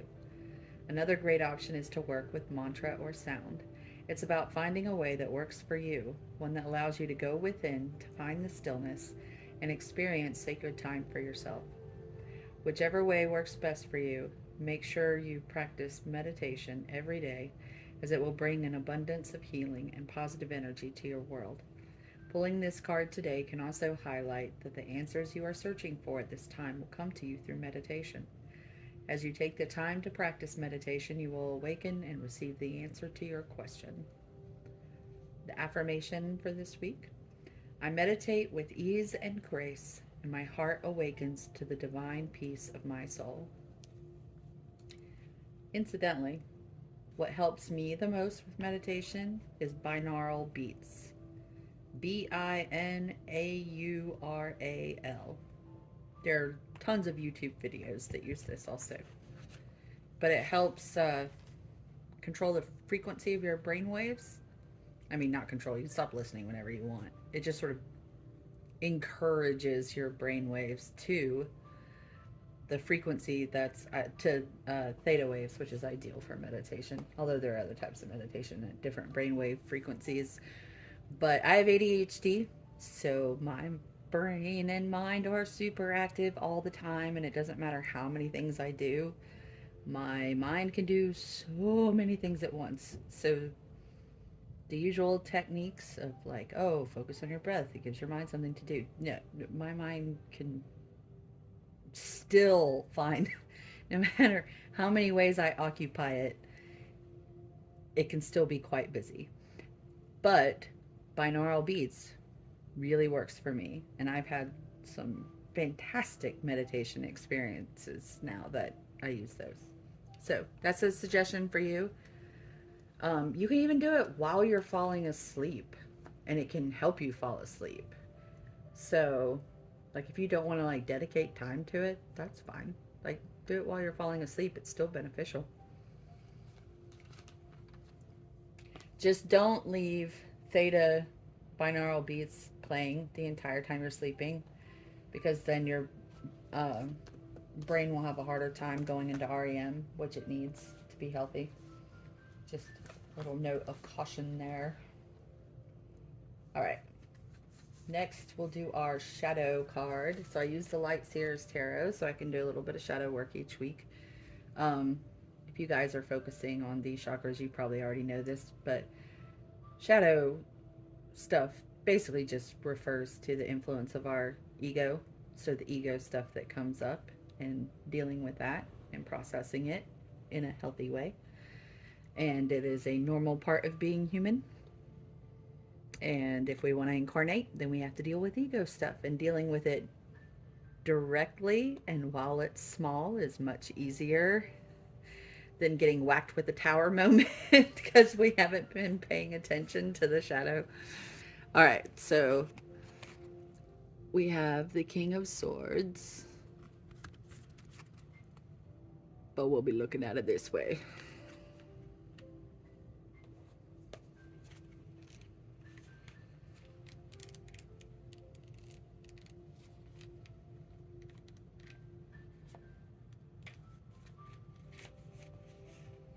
Intelligent and diplomatic, this king leads with facts, rationale, scientific principles, and the logical mind. He has an affinity for rules and thought, and he suggests finding impartial clarity before you take your next step. Even though he always seeks data and proof, he also knows that blending experience with inventiveness, or blending intelligence with emotional and spiritual energies, allows for well rounded success. Be courageous in the pursuit of your path, and find your own methodical, confident authority by knowing the way rather than just feeling the way. In shadow, this card can suggest using knowledge to take advantage of others.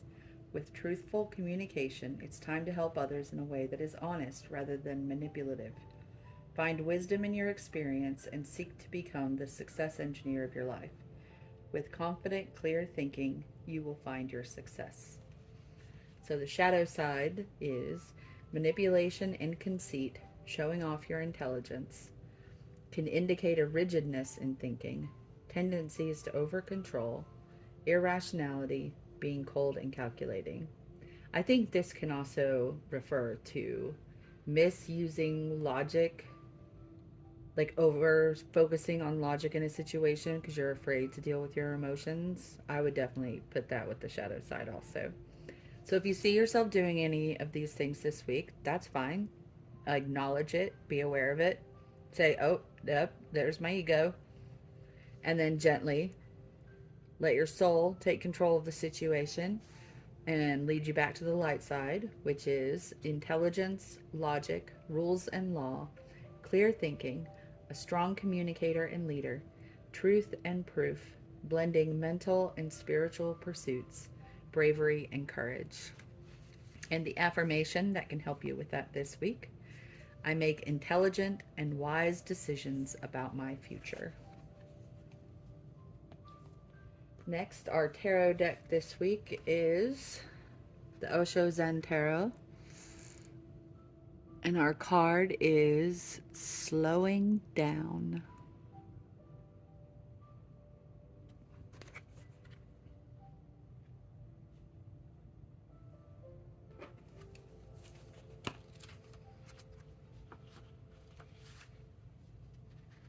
And that's the Knight of Rainbows or Pentacles. The Knight of Rainbows is a reminder that just like this tortoise, in fact, this one uses the picture a lot. So, I mean, this deck does. So. Just like the tortoise, we carry our home with us wherever we go. There is no need to hurry, no need to seek shelter elsewhere. Even as we move into the depths of the emotional waters, we can remain self-contained and free from attachments.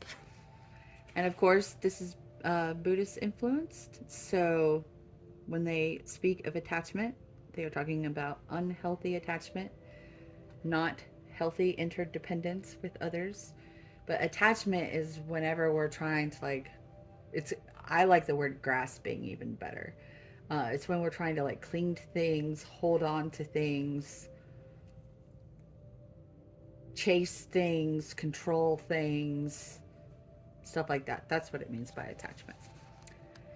It is a time when you are ready to let go of any expectations you have had about yourself or other people and to take responsibility for any illusions you might have been carrying.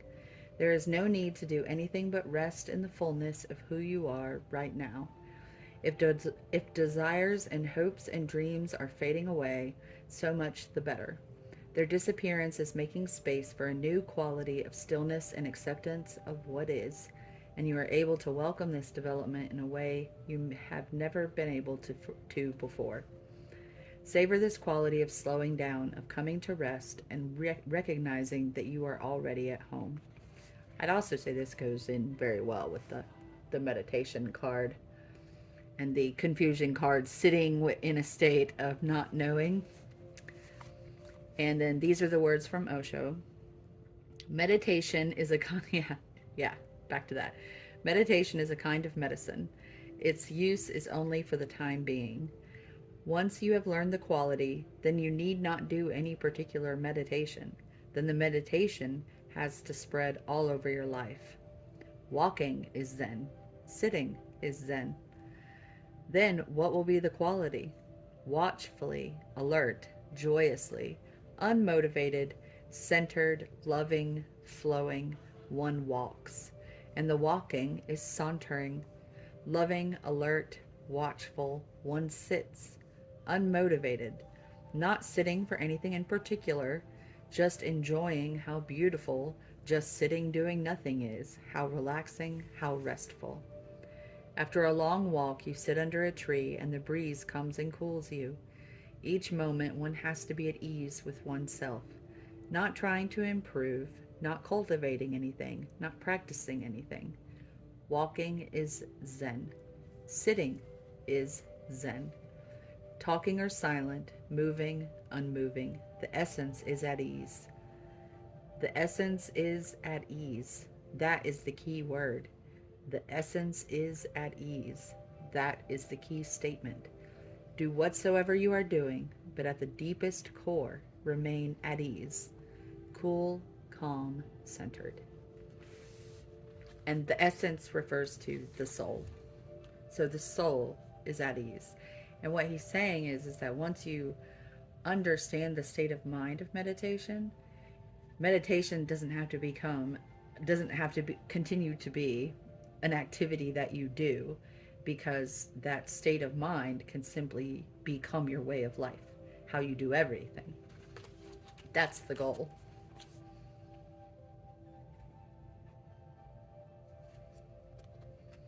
Next, we have being in the flow. Yep, this is fitting right in, isn't it? Incidentally, these are my cards for the week too. This is a this this is my pile. I am in the flow of the universe. Everything is falling into place because you aren't resisting the drift of the great river of life. Let go of the shore and allow the currents to dictate your direction. You don't need to decide and plan everything yourself. Let things flow effortlessly.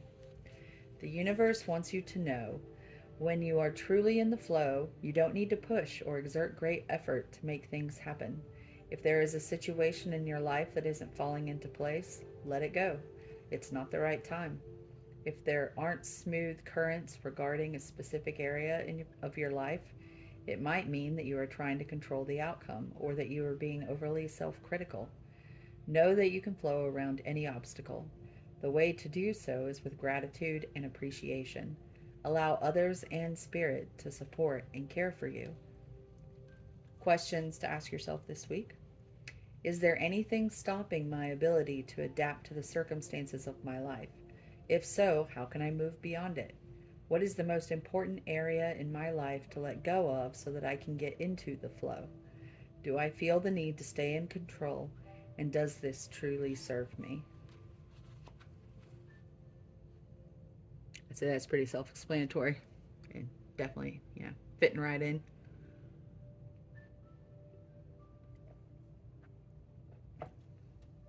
Even with the shadow work of the King of Swords, I think that's mostly about letting go of the need to figure things out in order to maintain this mental state of being okay with not knowing and not trying to control anything.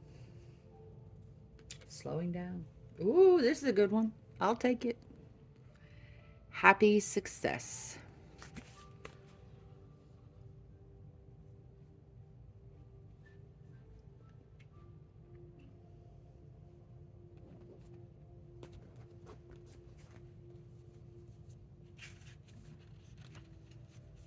The wish is fulfilled.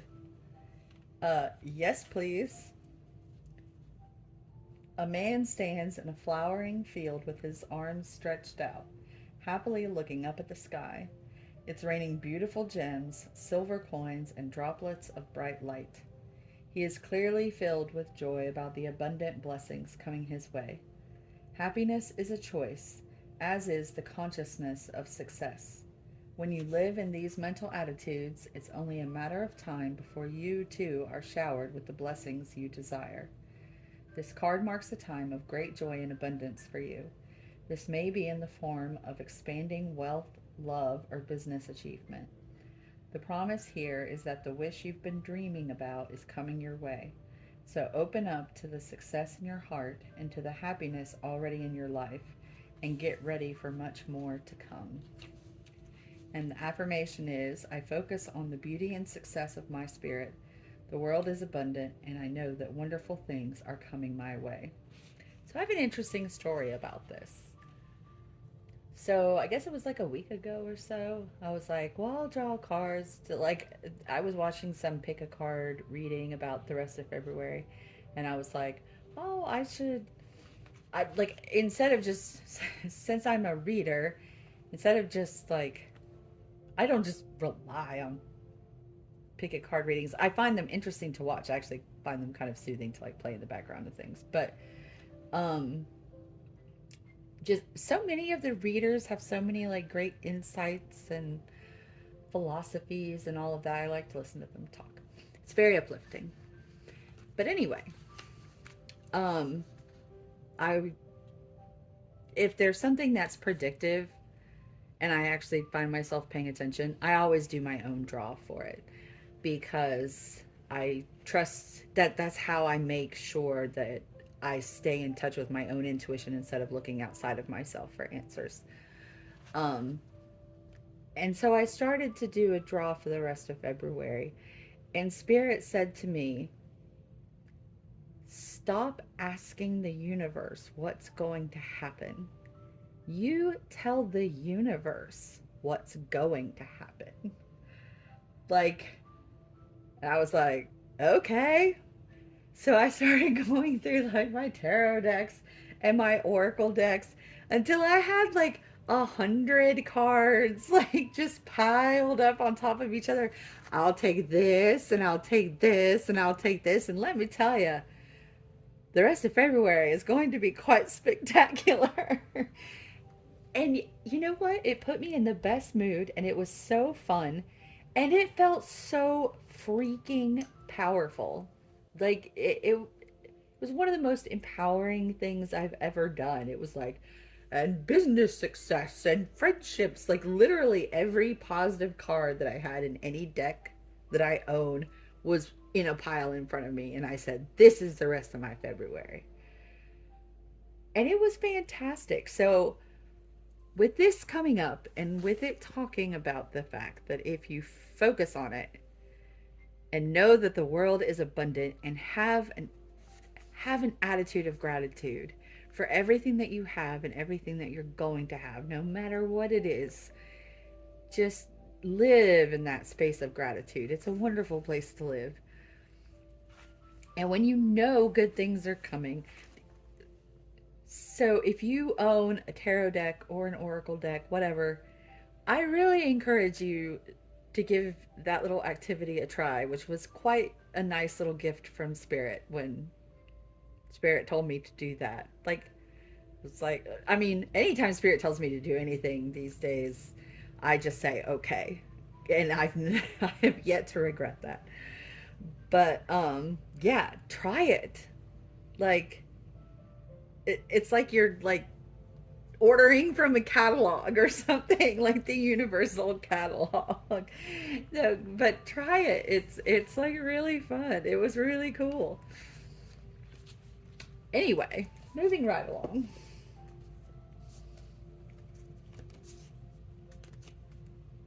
Next we have imagination.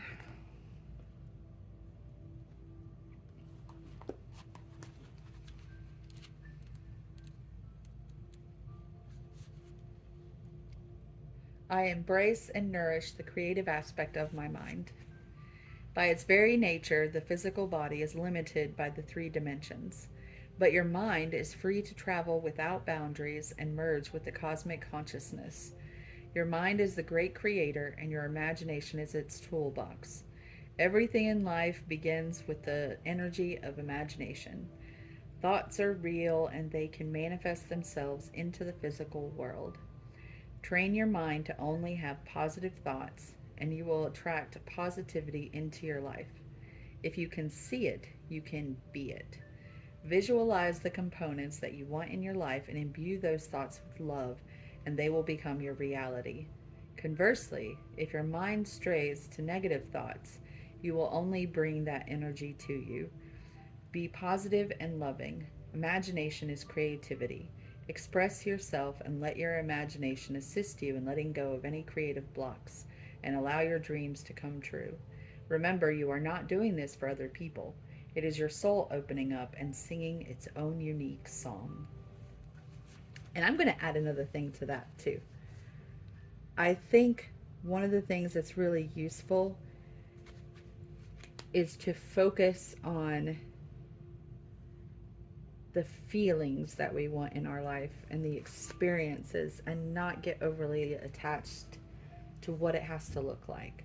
Like, one of the things in my rest of February pile was like a romantic relationship that's like a true partnership where we can actually like share in all the things that we do. And I mean, not set up camp up each other's butts because I don't really roll that way. But we're like we do spiritual stuff together, and I don't know, we're involved in each other's lives, like an actual partnership. Like I want to have a partnership, but I tried not to think about like what it has to look like, how it has to go, how it has to come into my life, who the person has to be, or what the person has to be like, or any of that. Like when I really thought about it, it was, I want that feeling of partnership. Like, but if I can have that feeling of loving soul connection and partnership, then the package it comes in, I think, probably won't matter too much. Like I'll be feeling too good about having it to like be worried about the packaging, I guess. That's the state of mind I've been trying to foster, like to sit with imagination and success and then know that abundance is coming to me, but not try to control what the abundance looks like. I think it's a healthy approach.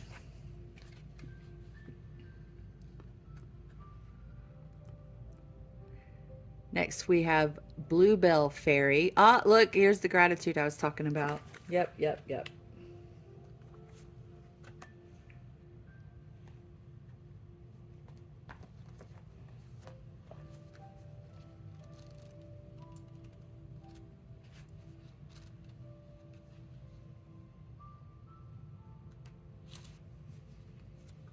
The spirit of the Bluebell Fairy says, the more gratitude that you have, the more bounty will fill your life.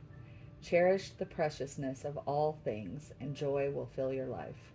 The universe is thankful for you. So lovely.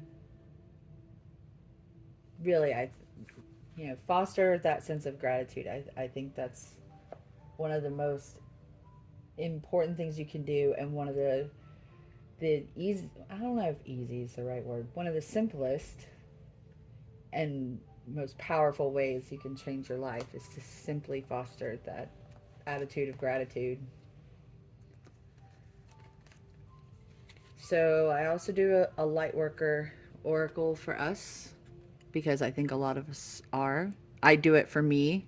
You don't have to listen to this part if it's not applicable. Reassurance of the golden light. I think on some level, anyone who's heavily in their third eye and chakra, third eye and crown chakras, um, is probably a light worker on some level, even if they don't mean to be.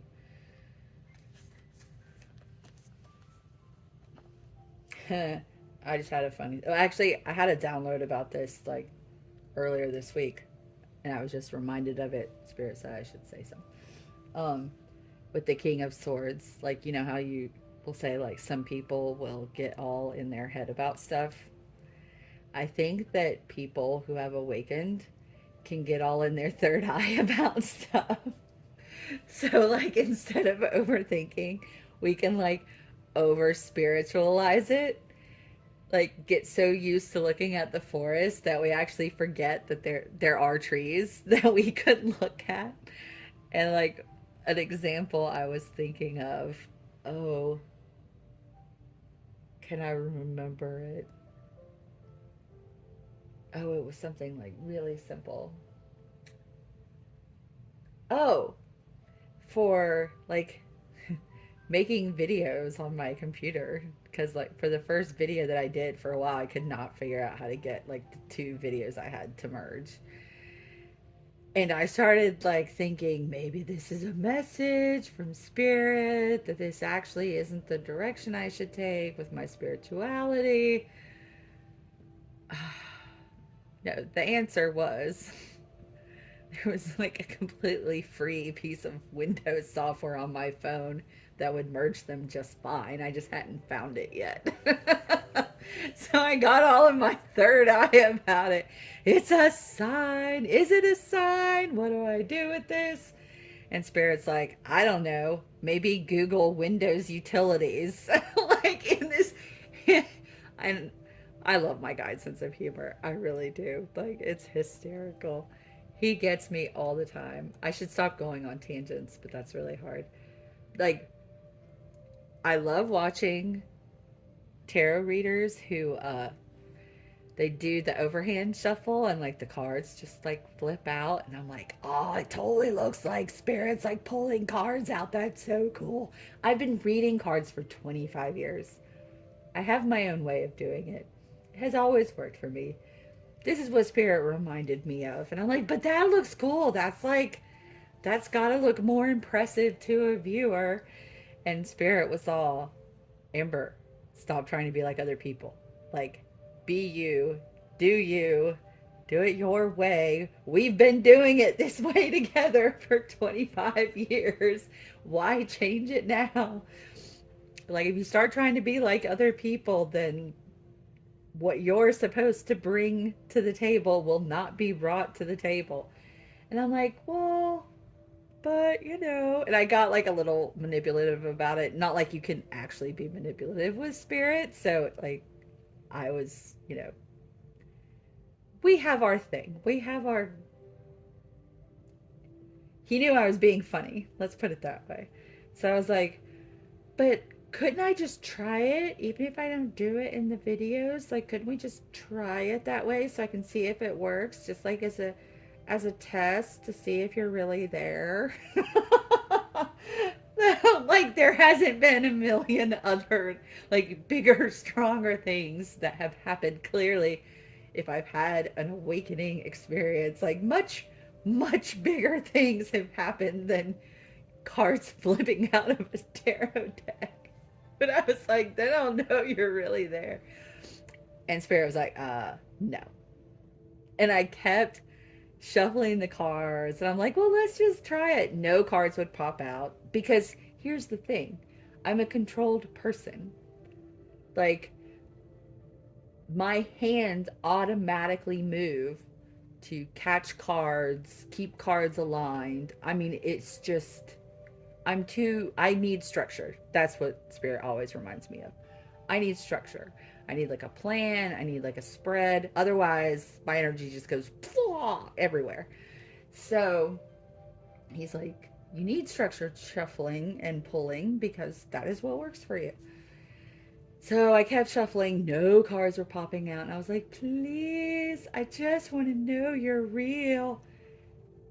Next thing I knew, half the deck somehow exploded out of my shuffling hands. And I just sat there and laughed and laughed and laughed. I'm like, okay, yeah, I get the message. I got the message. And I don't try that anymore. It's like, okay, well, I didn't get an answer to the question I was asking, but I did know that they're really there. So I guess that's something.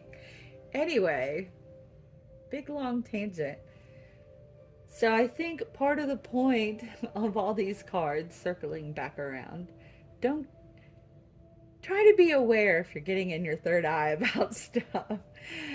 Don't over spiritualize it. Sometimes you just haven't found the right software utility that's already sitting on your computer.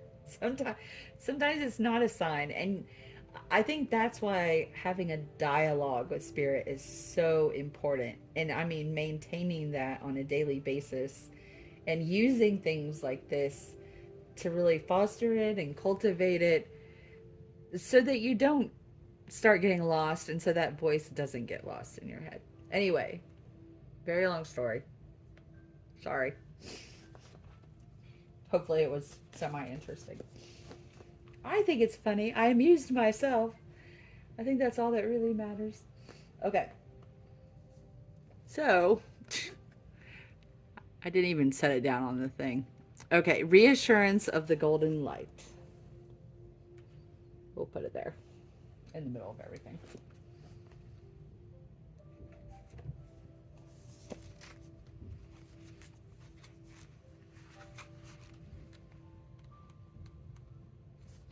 And I'm going to take a sip of water.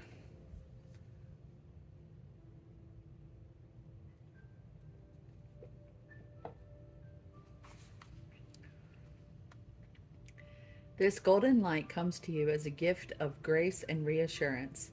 It is an embrace from the universe, an expression of divine comfort, and a sign of hope. When the golden light appears, it is a sign that everything in your life, even the most troubling matters, is going to work out perfectly. They are held in the graceful hand of the divine and will be resolved more swiftly and beautifully than you might expect.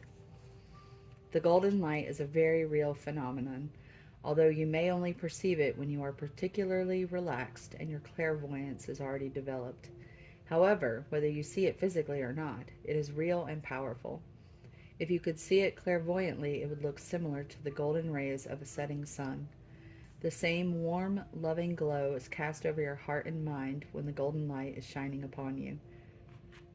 If you are in a room when it comes upon you, you will wonder if a light has been switched, as the glow is as noticeable as if a lamp had been placed in your room, its warmth illuminating the space. I have seen this before. Holy cow. The first time I saw it was when I was really young. And I was in bed and I woke up and there was this light, golden, that was coming up my dresser. There was no window. I'd never seen this before in my life. It wasn't like passing headlights from a car or anything like that. Like, and I'm sure it was coming over me, but where I could see it reflecting, it started at the bottom of my dresser and it was like growing up, like up my dresser, like this. It was like this ball of light, and I guess it was actually around me, and I was just seeing that my dresser was lit up by it. But I remember I was like scared. I like ran to my parents and I told them about it. They thought I was dreaming. I wasn't dreaming. I know that. I was way too scared to be dreaming. And I know the difference between waking up from a nightmare and like, yeah. It was definitely a thing that happened. But I didn't know what it meant, and I had a childhood of fear, so that was always my the the first assumption was that there was something bad happening, because there was usually something bad happening. But yeah, it was, huh, maybe that's what that was.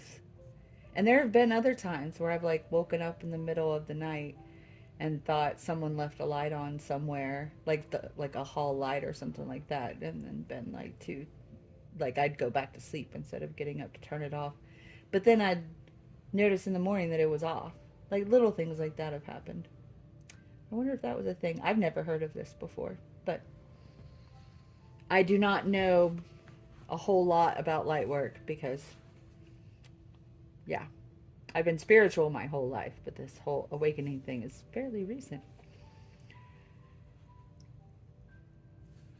Where I've really become aware of just how much there is to know. In truth, grace and divine assistance are always there for the asking, but there are times when we are in need of extra support. During such times, ironically enough, we can forget to ask for help.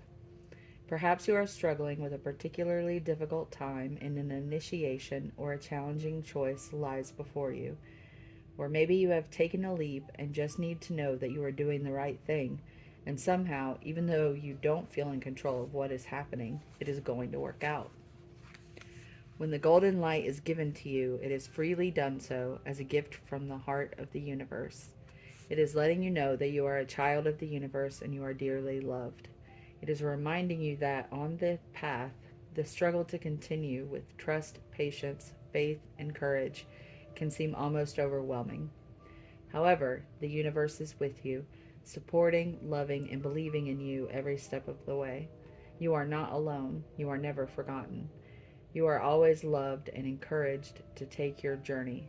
You are reminded that the universe is smiling upon you.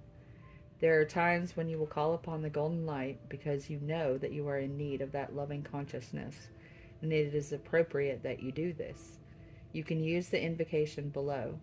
There are times, however, when you will just feel, sense, see, or know that the golden light is being given to you as a spiritual gift from the universe.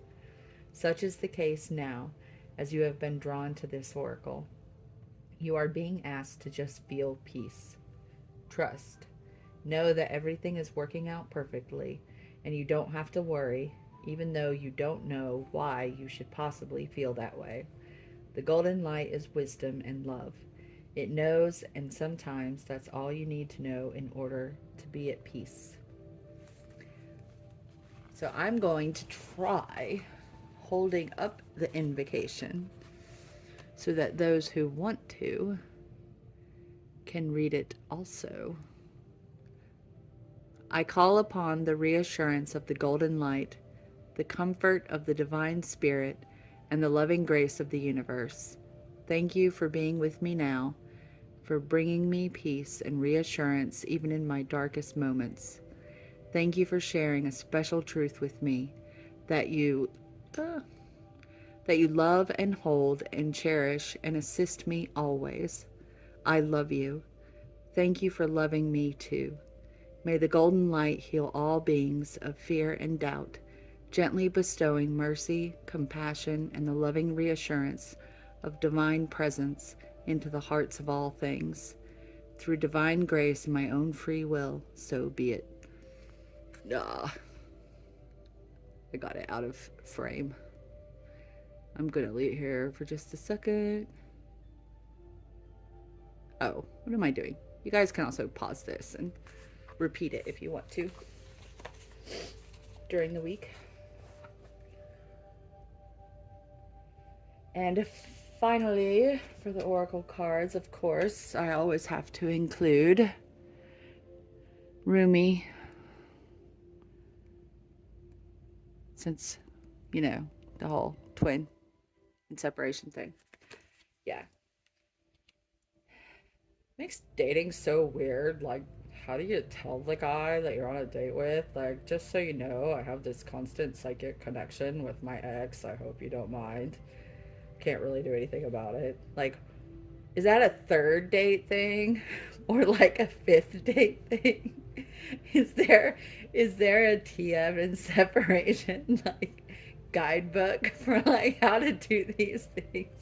You know what we really need? A dating site for all of those of us who are in separation. Because, like, that's the only way you can date someone and be like, so this is the sitch. And they'll be like, yeah, me too. And then if someone's person comes back, the other person will just be like happy for you. You don't have to worry about like letting someone down. Okay, clearly I get punchy after this much recording. Okay. Sorry. Okay. Sacred Phoenix Heart. Let us read about the Sacred Phoenix Heart. Let's have a lovely, lovely love letter from Spirit.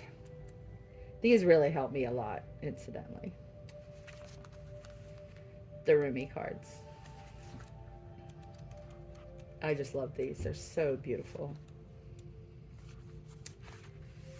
And I have a phoenix tattoo, so definitely loving this card. Under the cover of blood, love veils many rose gardens. Aw. Can I say this? Like my twin.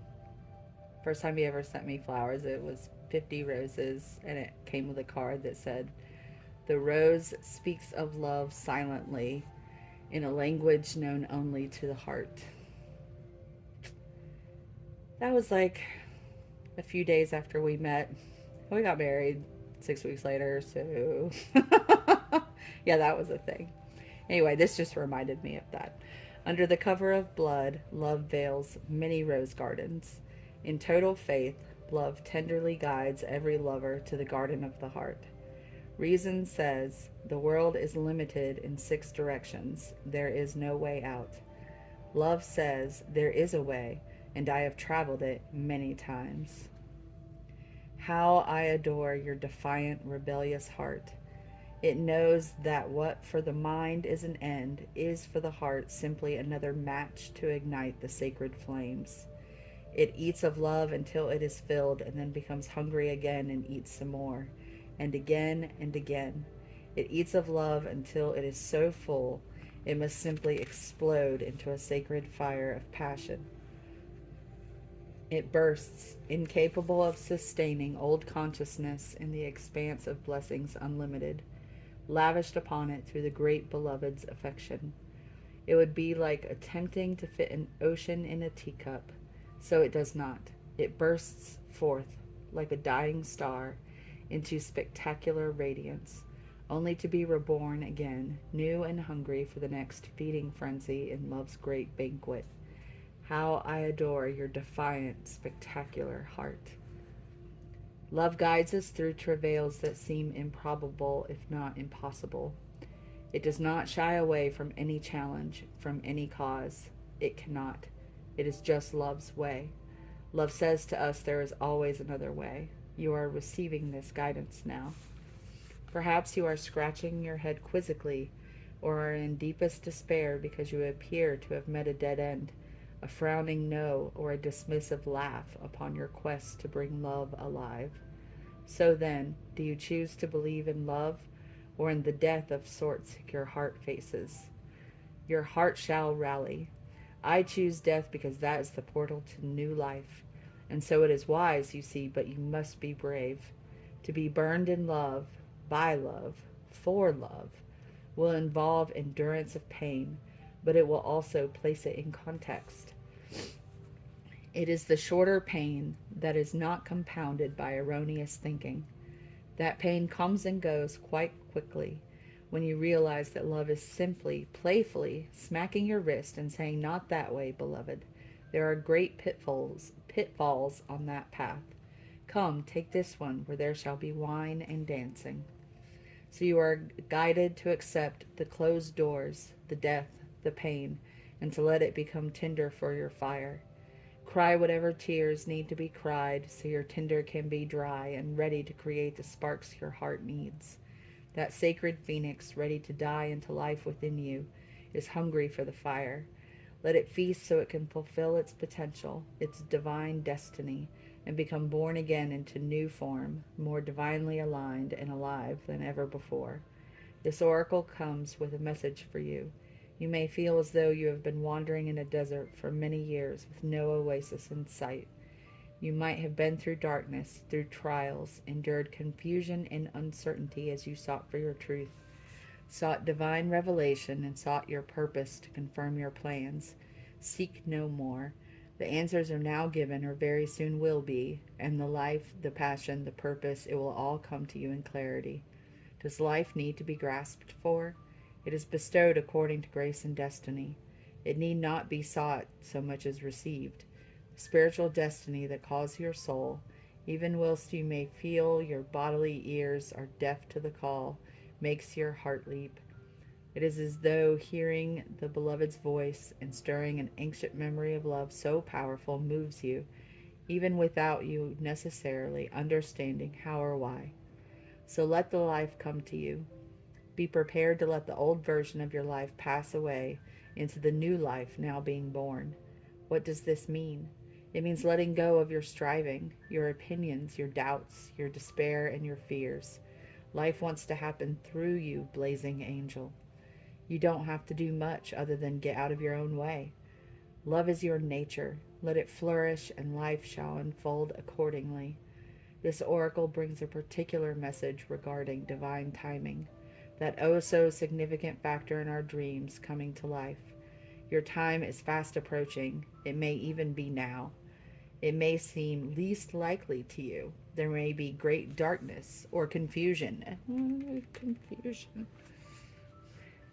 And yet the unveiling of the new dawn is closest to the deepest darkness of night. Do not turn back or away from your progress. Your very next step shall be upon hallowed ground, rendered golden by the rays of the rising sun. Sacred honoring ritual. I hope you guys will be able to read that. Again, you can pause it if you want to use it for yourself. Place your hands on your heart and say, This sacred phoenix heart is blessed. Through every loss, every grief and sadness, every mourning, this heart grows strong, ready to ignite into new life, into the dance that is not the funeral procession, but the rite of spring. This heart is ready to leap with new life, to be infused with the joy of innocence and the passion of deepest devotion. How I trust my heart to lead me, guided by the inner voice of love through all that could possibly be. I am safe. This heart knows the way, and I follow it faithfully, now into the light of a new day. Through sacred grace, so be it. I drifted with that one too.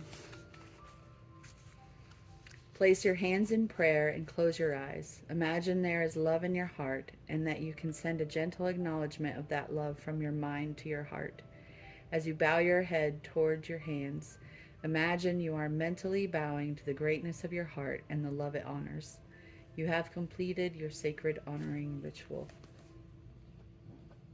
All right, our last little messages. We did end up with the Lover's Oracle. Oh, holy cow.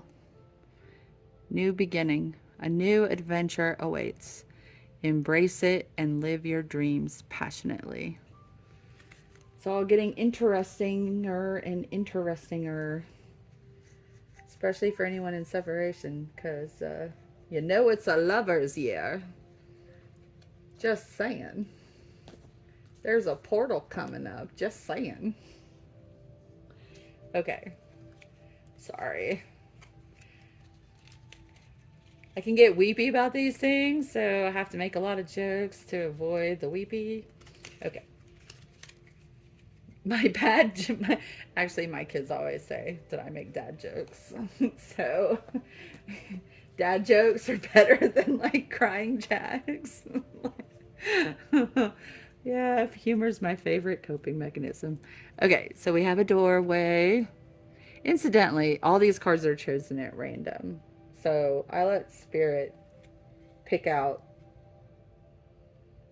like the chakra decks I use for each one, the shadow cards I use for each one. All the other oracles and these little message cards, the decks were all chosen by Spirit. So why I find it interesting that we got this. New beginning. Love is coming. I hope. This would, and it's for, this is for this week. Maybe this week. Well, it's for somebody. Somebody's getting this. All right, doorway. Trust the universe. But yeah, like while I was sitting there going, really? Like this week? Is it gonna happen? Trust the universe. Intuition has wandered and led you astray. The timing's not yours, but the universe at play. Have faith and breathe.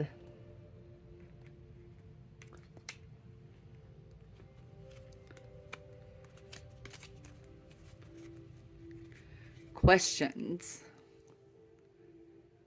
What you are thinking is absolutely correct. It takes courage to trust yourself, especially when everything points in a different direction. Holy word I could say on YouTube.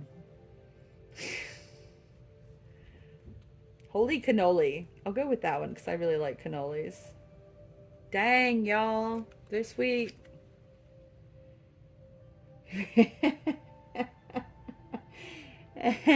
And then there are like the times me and my spirit guide are like joking around and it's really rude to like not say it out loud.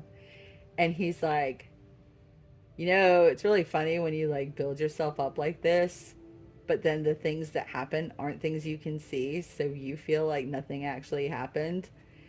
And then you have psychic blue balls. I told you he's hilarious. Okay. Yeah. So the thing you think is going to happen that seems impossible is absolutely correct. Takes courage to trust yourself, especially when everything says it's impossible. Let love be your motivation for action. And finally, one last chakra card, dreams. Dreams are where your mind translates the divine. And there's Labradorite here. I think I just bumped the camera, sorry. There's Labradorite here, so you may want to wear that or use it or have it around this week. I don't know if I even have any.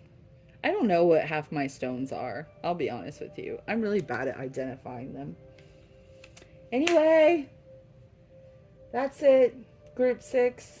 This is our week. If any of this resonates with anybody, I would love to hear about it. Please leave me a comment, or like if it's later in the week or something.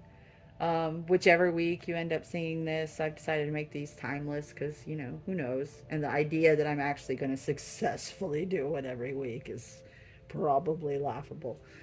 I'm sure I'll miss them here and there, you know, holidays and stuff. Anyway, if anything comes up, if anybody even watches this, I don't have any viewers on my channel yet. But I love hearing people's stories. That's the point. I love hearing people's stories. So if somebody watches this someday and something happens and you have a story to tell about it, I want to hear it. That's the point. Remember, you have a beautiful and perfect soul, and I love you, and I will have more messages for you next week. Bye.